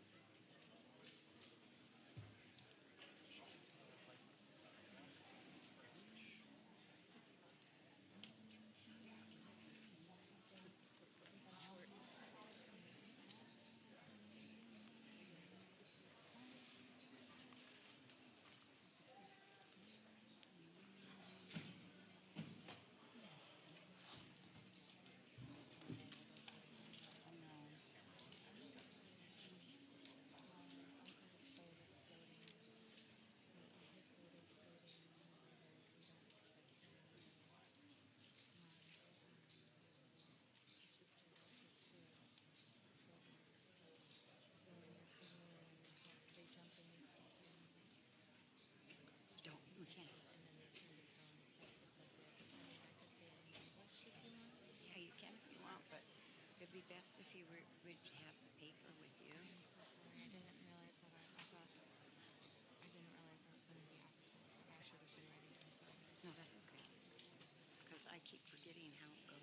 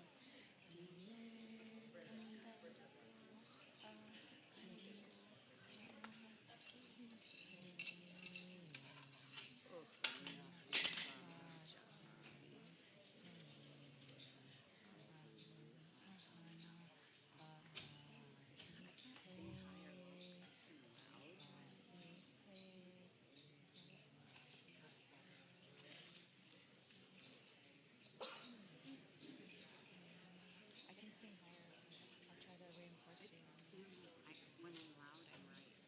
Okay. Okay, but when I sing low, my drum. What do you need? Nothing. I'm just looking over.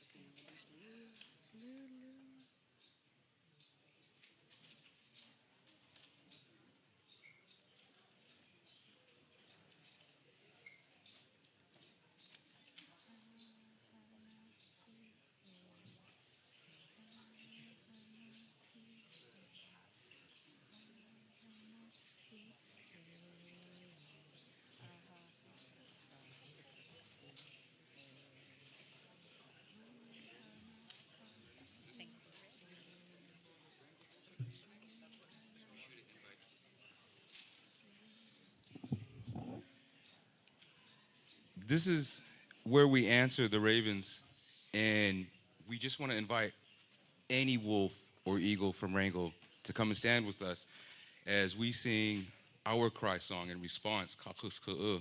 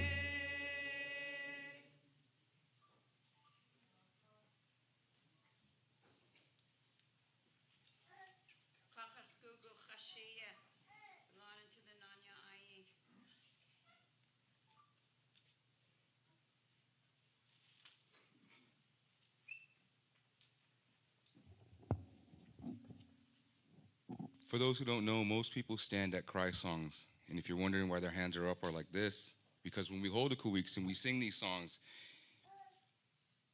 it's hard because when the Ravens were up, I absolutely love that song. Some of the most beautiful songs are cry songs, but they're songs you don't hear because they're so heavy and they serve a purpose. Songs aren't just written or made just to sing. Even though we hum them at home, that's fine, but they serve a purpose. They sang theirs, and our purpose was to answer them, and we sang ours. I'd also like to point out, we have a clan member, Kaklis Ka'u. He still lives amongst us, Peter. It's important to acknowledge that we both share that name, and that name came back when that song came back from a recording that was found. I also want to point out, I know some are looking at my nephews over here with their robes upside down and backwards. I was being asked, is that a protest? No, it's not a protest. It's something that hasn't been seen in a long time. Most might have recognized it from seeing it in photos, but it serves a purpose. It means something big is coming. Something big is going to happen. It's not something that you see at most Kuwikses or at most feasts or at most parties. Some might not see it ever. And I thought this was the perfect opportunity to actually do it. This is huge for Kachana Ak, and I thought it was appropriate. Akin goodness, cheese.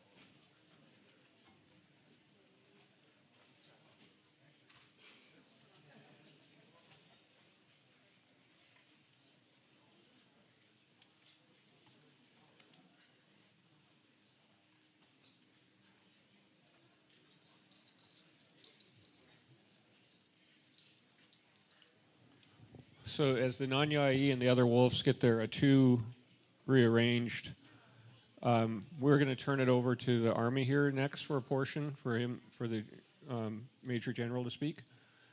Not quite yet, sir. It's going to take us, we're not that fast. But we are going to ask the clan leaders to come, and Ed and Esther for WCA to come stand up here in the same order as like when we started our introduction at the beginning, across the front here to hear the apology, and then after the general is done speaking, we'll have the response. So clan leaders, come back up. The ones that spoke at the introduction, come back up to the front, please.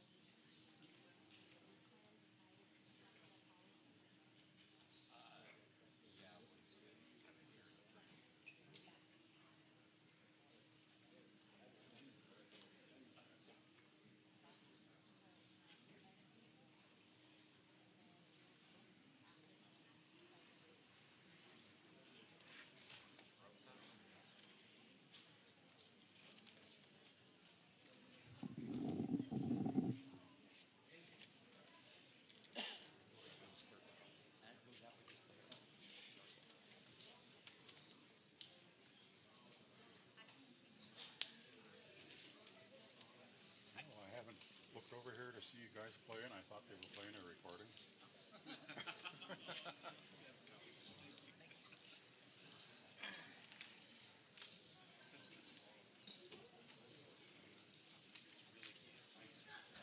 Yeah, right.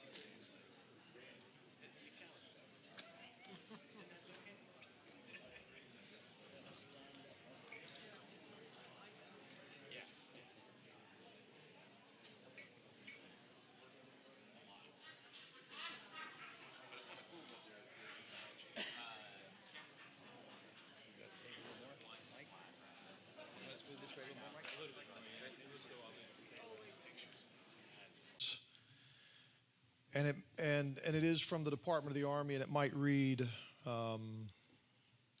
rather formal. I assure you that it was written by human beings with hearts, human beings with feelings, and human beings with sincerity. So it is incredibly a heartfelt apology on behalf of the Department of the Army.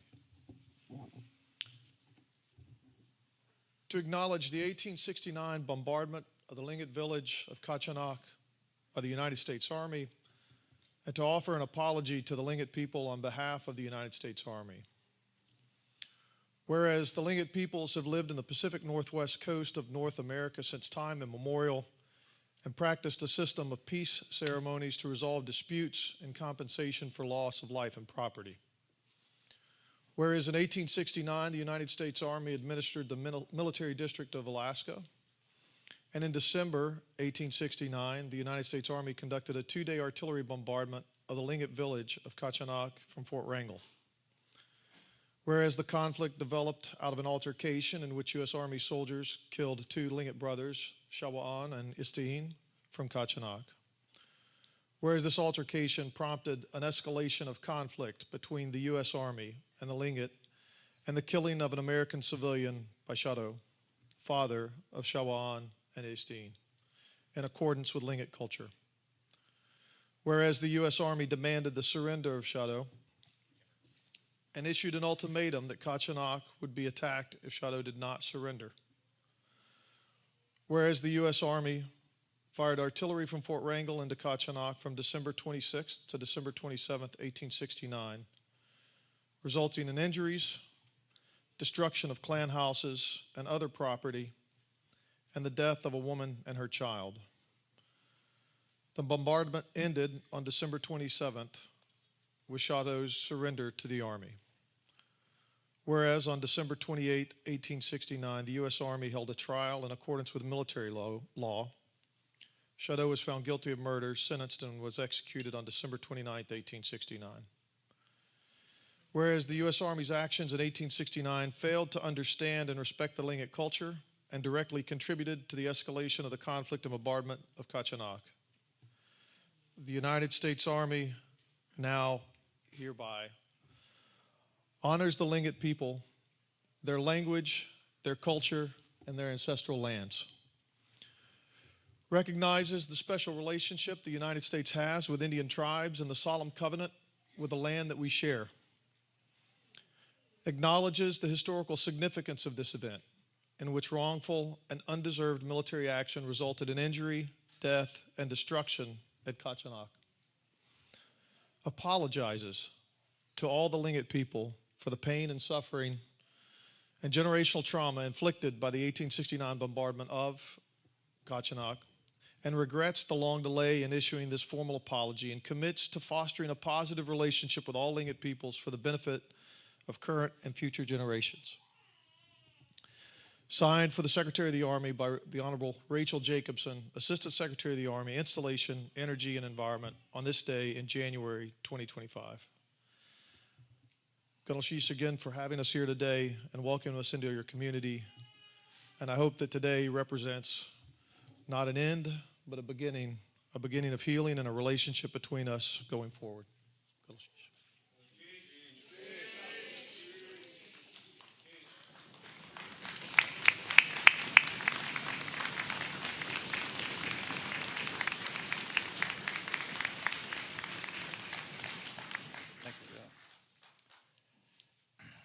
As the president of WCA, I am honored to acknowledge the historical apology for the U.S. Army for the 1869 bombardment of Wrangell. Goodness geez. To the U.S. Army General Joseph Hilbert for his apology, the Wrangell Association, Cooperative Association, was honored to facilitate the progress of this apology. The first meeting was in 2020, and we are happy that is at a reality. We acknowledge all the works that went into this historic apology and reality, and especially want to thank Dr. Rosita World, thank you, and the Sealaska Heritage Foundation for the role they played. However, the Wrangell Cooperative Association recognizes that acceptance of this historic apology is up to the Shakin Kwan clan leaders. I will now turn the ceremony over to the clan leaders so they can hear their voices as you can hear their voices as they speak for their clans. Goodness geez.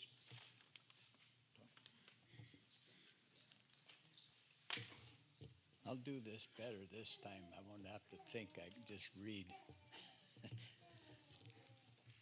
No, yep. Once again, I am Tom Gillen.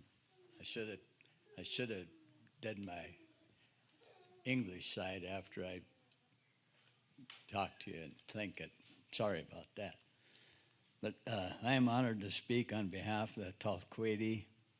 Our clan would like to say Gunlos Chis to the United States Army and the U.S. Army Major General Joseph Hilbert for issuing an apology for the 1869 bombardment of Wrangell.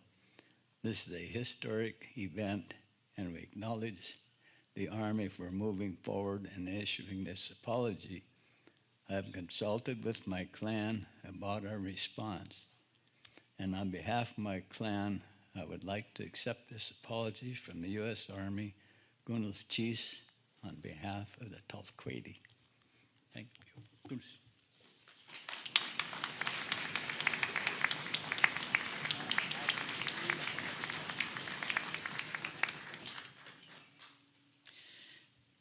I'm Cindy DeWitt of the Kach'adi, and I'm honored to represent the Kach'adi and to thank the Army coming to apologize.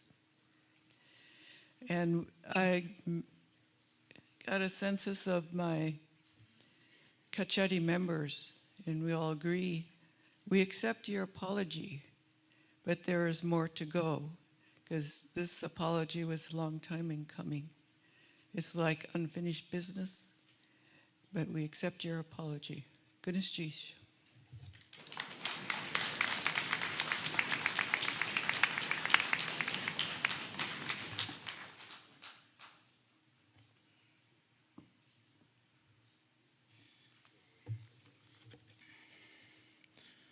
Again, my name is Auktatsin Ngash, speaking on behalf of the Teton. Before I go into my remarks, I just want to begin just by thanking you for being here, all of you, and you folks that are standing in the back as well. It truly is an honor to have you guys here, and it means a lot to us. In researching and thinking about what a peace ceremony or negotiations looks like, a quote that stood out to me was something to the effect that making peace is not merely about the cessation or stopping of fighting, but about the rebuilding and restoration of a relationship. I was thinking about this particular hat, our clan hat, it in and of itself was given to our clan as a symbol of peace after the death of one of our clan leaders, as a way to make peace and make amends. It floated across the bay to us with eagle down as a sign, similar to how your guys' apology comes to us as a sign of your good intention and goodwill. And for that, I am thankful. This history is something that has been passed down and used even in our land claims cases by William Paul in the Teton versus the United States Supreme Court case.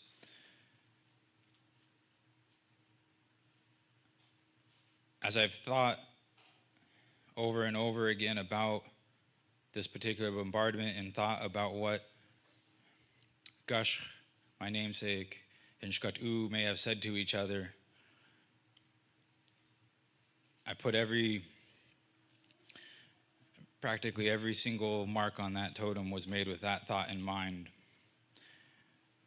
And I've thought about the things that William Paul has said was important to him, and things that Tom Ucas said was important, things that my grandma Ethel has said were important.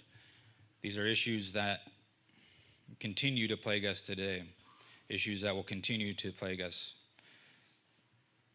Something that has always kind of stood out to me when I think about my grandma is something that she said to the effect that even though we're described as a warlike people, that we're not merely a warlike people. We are a people that love our land, that love our culture, that love our children.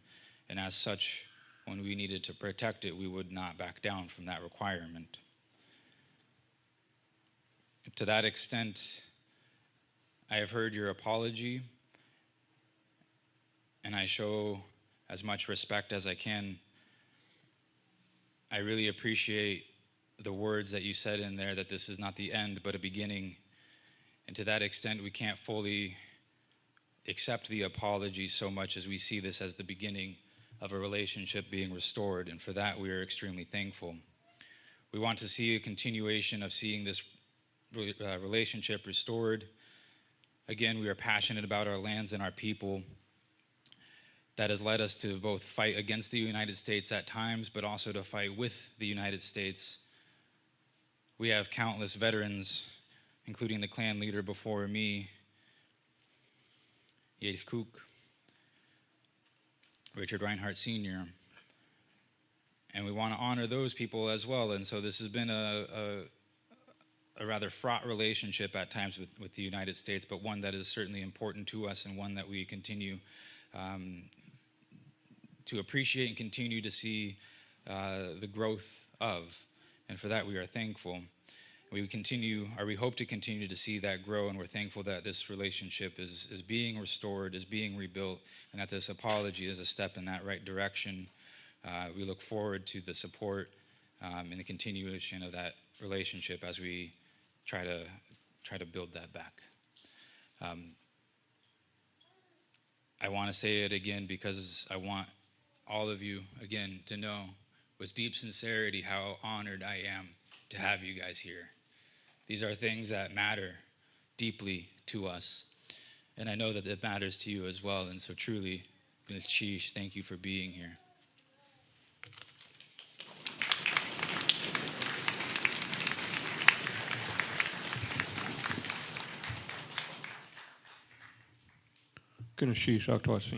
I'm going to do things a little bit different. I'm going to ask all of my Kiksadi to come on up here, right over here on the side. Everybody, Dayush, Stekda.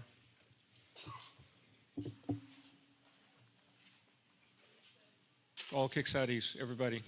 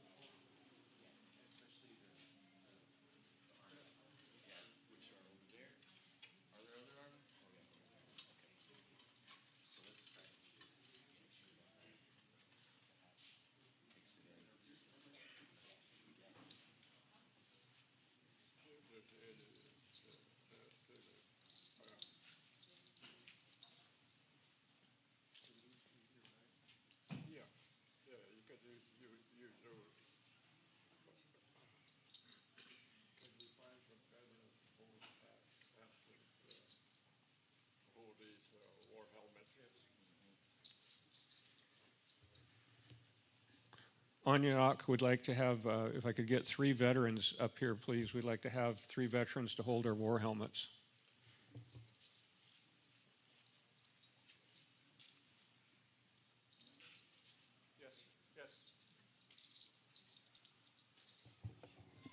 John, could you step forward and hold one for us, please?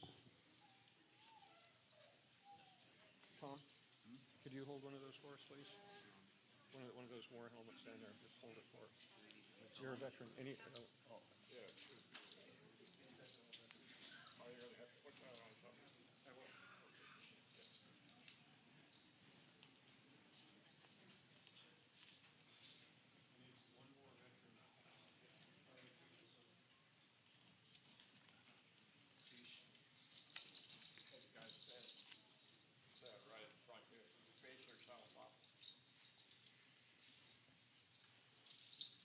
Sorry, Kickseti's got a lot of that too.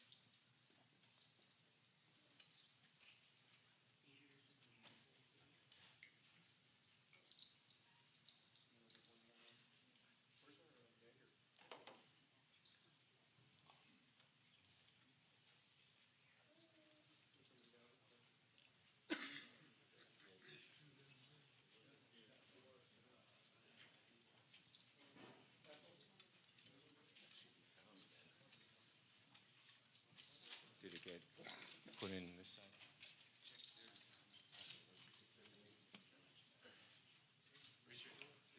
On this side.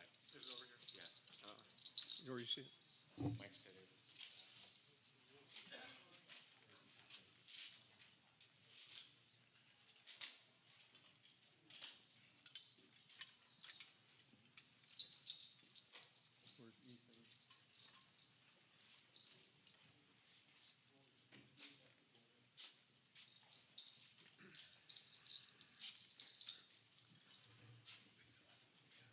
Because each of you stand right there in case I forget anything, help me remember what to say.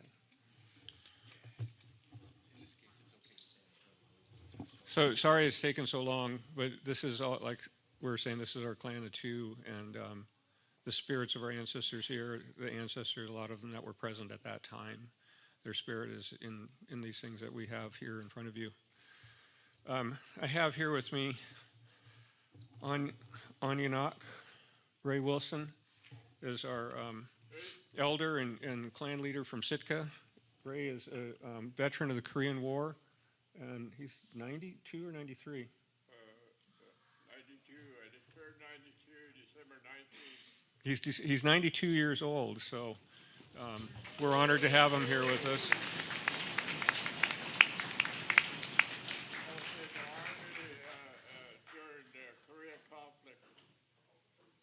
So he was in the Army during the Korean conflict. And then my mother, Emma Frost, is Hector-C. She is our clan elder here in Wrangell now. I have my cousin Catherine standing next to me here, who is Dake Sok and Ka Te Tikla, an honorary name we gave her a couple years ago, and then we just confirmed at the Kuwait last September. I am not going to go through and run down all of the names, but I do want to recognize some of the veterans that we have. Wushteen, Ryan Rooney is an active duty ranger at the moment. Yashanush is Jimmy Nelson is a veteran. And then some that have passed away, Tashi, that's the name I have, is also my great uncle Herb Bradley. Dekta, which is Brad Fletch carries that name from his grandfather. And Dayush, Ethan carries that name. And Gananastay, those were all our Bradley uncles that have all passed away.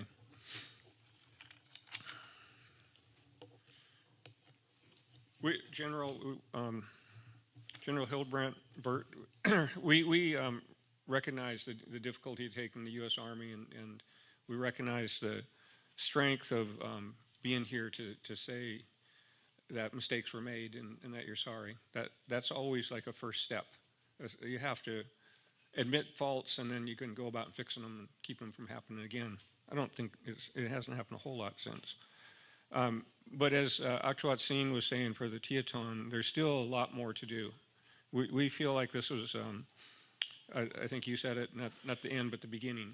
And we feel like this is the time that we can start moving forward. So some of the things that we think are possibilities are what is just kind of the whole land back movement. And there's a lot of smaller pieces of land here. And as you heard me talking about, the Wrangell, the Wrangell shareholders and tribal members are considered a landless corporation. We've never received our village land. I know that it's not for the Army to do that, but it is for the U.S. government to do.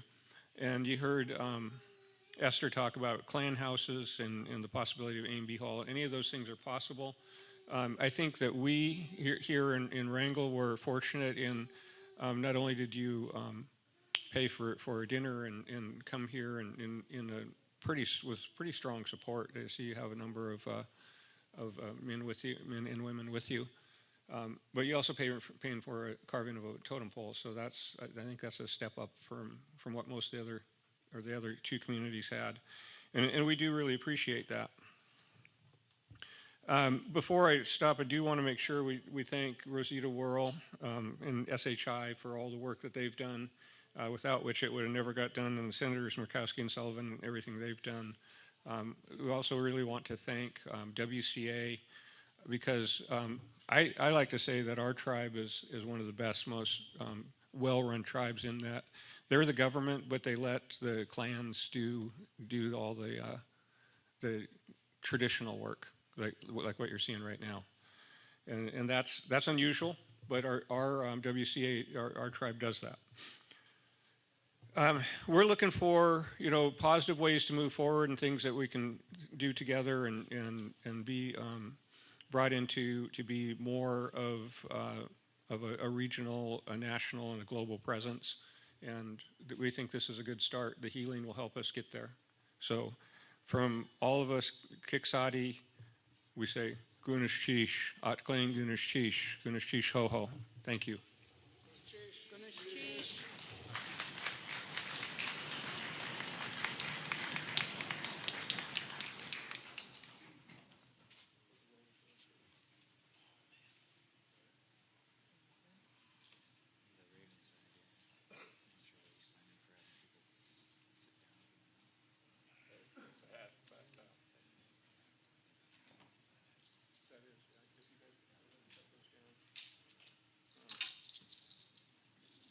I have to apologize to our wolf clans coming up that this is going to take just a moment. I'm sorry.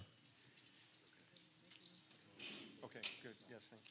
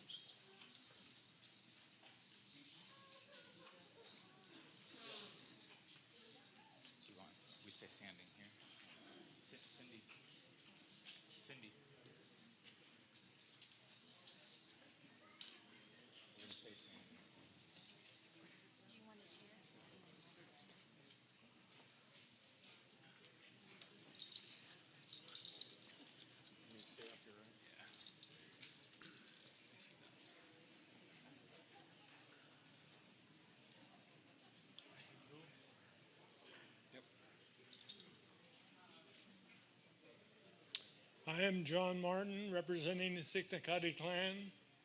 We accept the apology and are ready to go to work. Gunas Chiefs.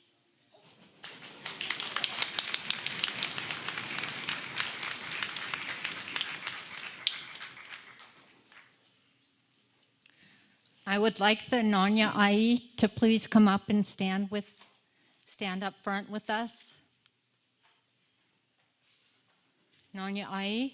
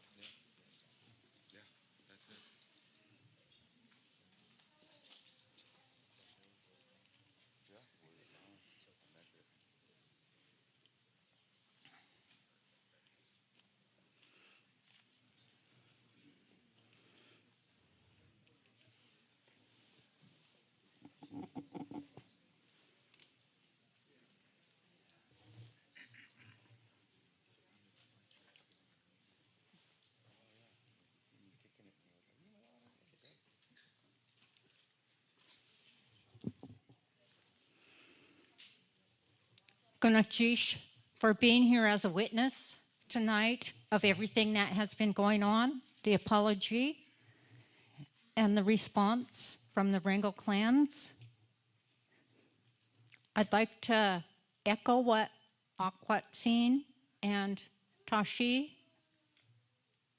said, that this is the first step in a long road of reparations that we will receive from the Army and the government. And we just thank you for everything you've done up until this point. Gunachish, thank you for all being here. And thank you for the Army band that has been here also, playing that nice music. Gunachish, ho ho.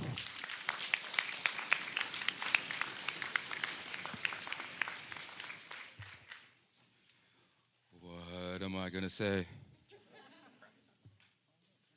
I'm very grateful for everything that we seen and we witnessed. I'm very grateful to have met both of you, all of you in the corner on the right-hand side. Amazing job.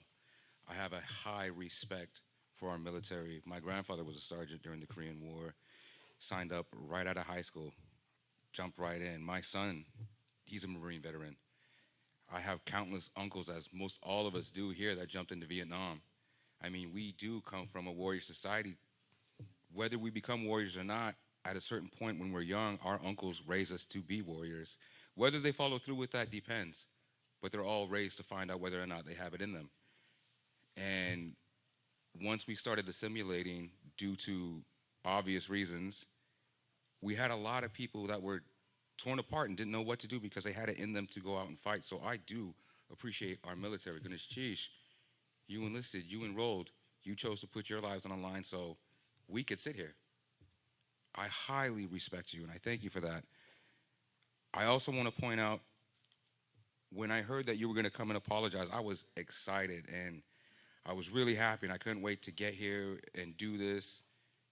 And then I started to really think, talking with other clans from Wrangell, and I really, really thought on it, and I looked up, and thanks to amazing people who have documented this, I was able to get more insight. And talking to other clans and clan leaders, I was able to get more insight on how they thought, how they felt. I know it's easy to sit back and think, well, that happened so long ago, it didn't affect you. And I was like, well, if we've been asking about it every year since then, it affects us. It's never left. We think about it every December. So it may not have happened yesterday, but it happened. And we know that, and it's very fresh and recent to us, and we're still dealing with the effects in some way or another. I thought deep about the peace dance in the Kowakan. In a lot of old photos, you'll look and you'll see in the back of the house, there's a deer. That's the Kowakan. The deer is a peaceful animal. He symbolizes peace. We don't know where it is, but we have the photos of it. It's a hat 2 antlers on each side and ears, and that was used during the peace dance. From what I understand, a peace dance hasn't been done since the 50s. I've never seen one. I've heard about it. I've been curious. It's like anything else. If you don't know, you're curious. It's almost taboo. Well, don't do that. Oh, I want to do it now. So I was really curious, and I looked into it, and I think this would be the perfect opportunity to do that. But then I was reminded that's only done if you're at peace with it and you think you've made amends. And it doesn't happen with just an apology or I'm sorry. I'm very grateful for that. Please don't get me wrong, but it would have been a long, drawn-out process. For instance, let's say this was when it happened. We might take you to, and you'll stay with us for a year.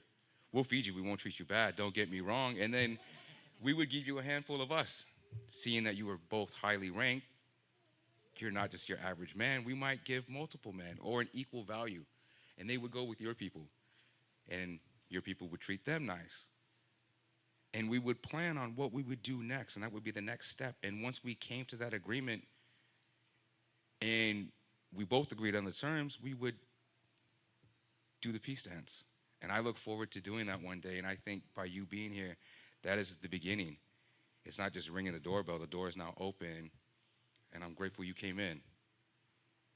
So on behalf of the Nanyai, everybody here, and I know we have many more that are watching at home, many more that couldn't make it, we look forward to moving forward with you both, with the U.S. government, with the U.S. Army, on building better relationships. And I'm grateful that we're all here and everybody gets to witness this, and it starts with this right here. So I'm not accepting the apology, not because I don't like you or I didn't agree with it. I just want it to be known, and this is just the beginning, as it should be. And we have so much more to do, and I don't feel like I know you personally enough, and we need to start getting to the point where we can joke and poke fun, and we'll get there. Goodness, cheesh.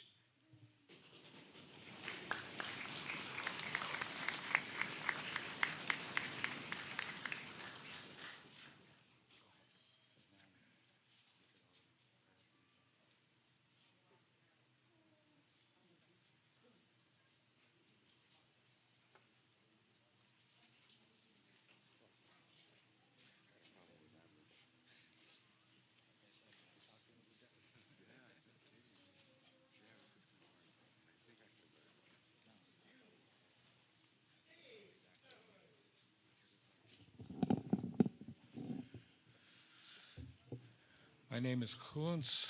My English name is Richard Oliver. And I tried to imagine what happened that day at the fort and what would I have done. I'm sure I would have made it through that door. If I knew my wife was on the other side, I would have made it through that door.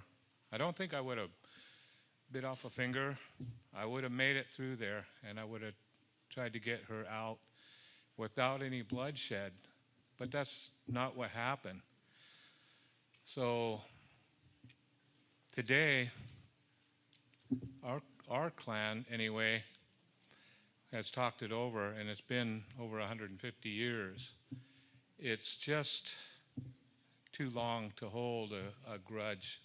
I mean, what has happened is in the past, and although we weren't too proud of the military back in those days, today we are very proud of the military, and our grandson, Ryan Rooney, very proud of him. And my uncle that served, my father, everybody in my family, we are very proud of them. And we can't hold a grudge. I talked with Bill Willard. He's my elder and should be the clan leader, but he wants me to speak for our clan, and I do. And he said, let it go. And,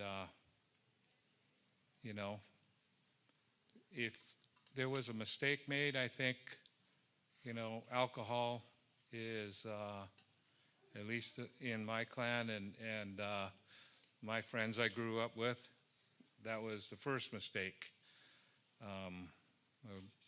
Some of the guys I ran around with when we were young, weren't allowed in the bar. They were 86 for life. It's just, you get too much alcohol and it's just not, it doesn't work. And, just, I don't know. We're not going to get anywhere holding a grudge, I don't believe.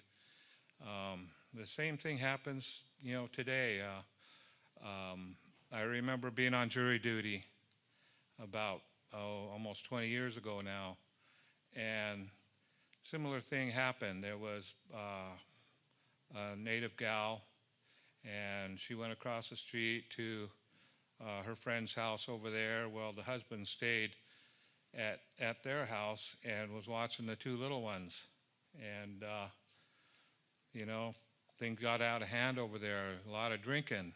And the husband's brother was over there checking on people, and drinking with them too. And they saw a couple of guys bring this native gal into the bedroom. And so he jumped up, ran across the street, told his brother, "Your wife is in the bedroom with the two guys." And so he took off over, and the brother brought a bat, and they kicked in the door and saw what was going on and started beating on them and got the girl out of there. Well, they're the ones that had to go to jail, not the ones that were taking advantage of the intoxicated native girl. It's just not fair. But that's what happens, kind of similar. So that's, in my book, alcohol can create a bad situation. And I think that's what happened. And I think we just need to move on. Sheesh, we accept your apology.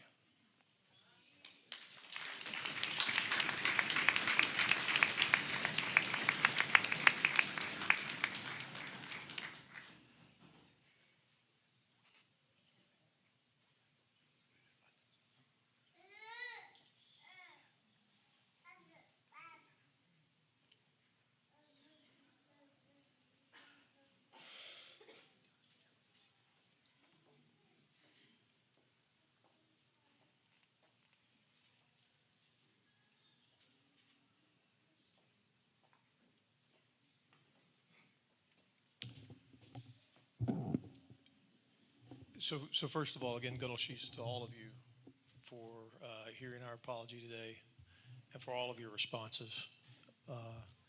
It means a lot to us to be able to come here. And again, I'll go back to what I said earlier. Stepping off the airplane, we were welcomed with a welcome song, kind of both sides, and that was not expected, candidly. You allowed us to participate fully in the ceremony we've done today. That was not expected. You welcomed us in graciously, and on and on. And so from all of us to you, Gunalshis, for hearing us today, and Gunalshis for the way you've welcomed us here, and for hearing the apology, and again for your thought and heartfelt responses. Thank you.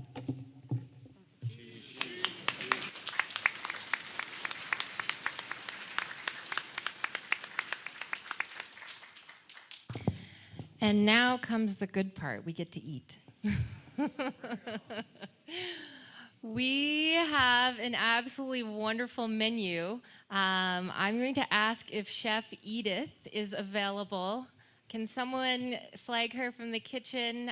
She's going to come and let us know all the wonderful things that she and her team have prepared for us. There are many courses, absolutely delicious. From what I hear from Kih Kwan, it's a similar menu to the Kih Kwan Bombardment apology. So, Chef Edith, if you could come and tell us what we have to look forward to.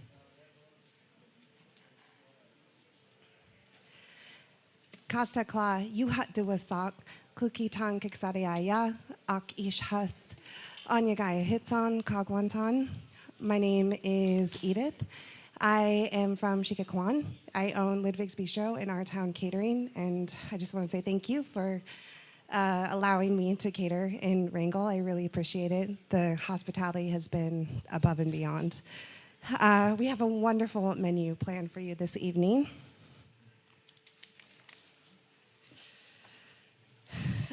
For starters, bacon wrapped scallops, caprese skewers, coconut shrimp, and crostinis with brie, honey, and almonds. For your second course, Caesar salad, bread rolls, and a honey butter compound.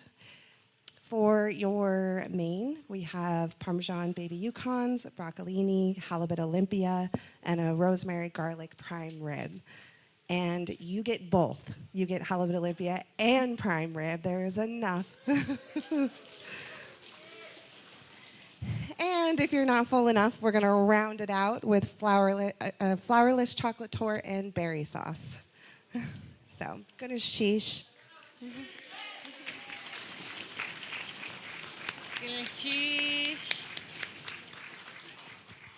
And our chef was so wonderful and sweet that she actually brought gifts for her opposites. We were going to mention this now. She brought apples, oranges, chocolates, candy for the wolves who exit. Gunashish to our chef. We were joking about how are we going to go at the fruit like our fruit bowls in Kuich. So we'll see how rowdy it gets out there. Now can we please ask the Army chaplain to come forward and bless the food for us?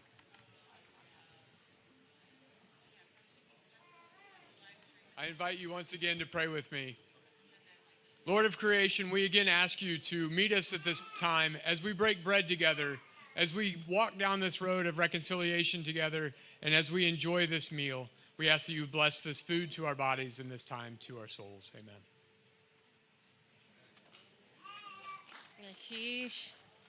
So we're going to do this the same way we did lunch. We'll have the youth bring meals to the elders, to the veterans, to our dignitaries, and then those who are able can follow and dish up this wonderful, amazing food. So please enjoy. If you see an elder near you, please help them dish up. And gunashish.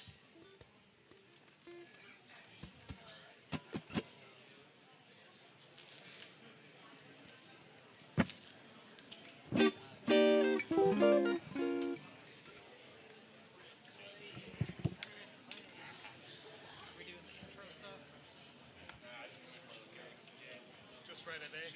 Yeah. Pick up day? And then solo sections. The repeat, yep. So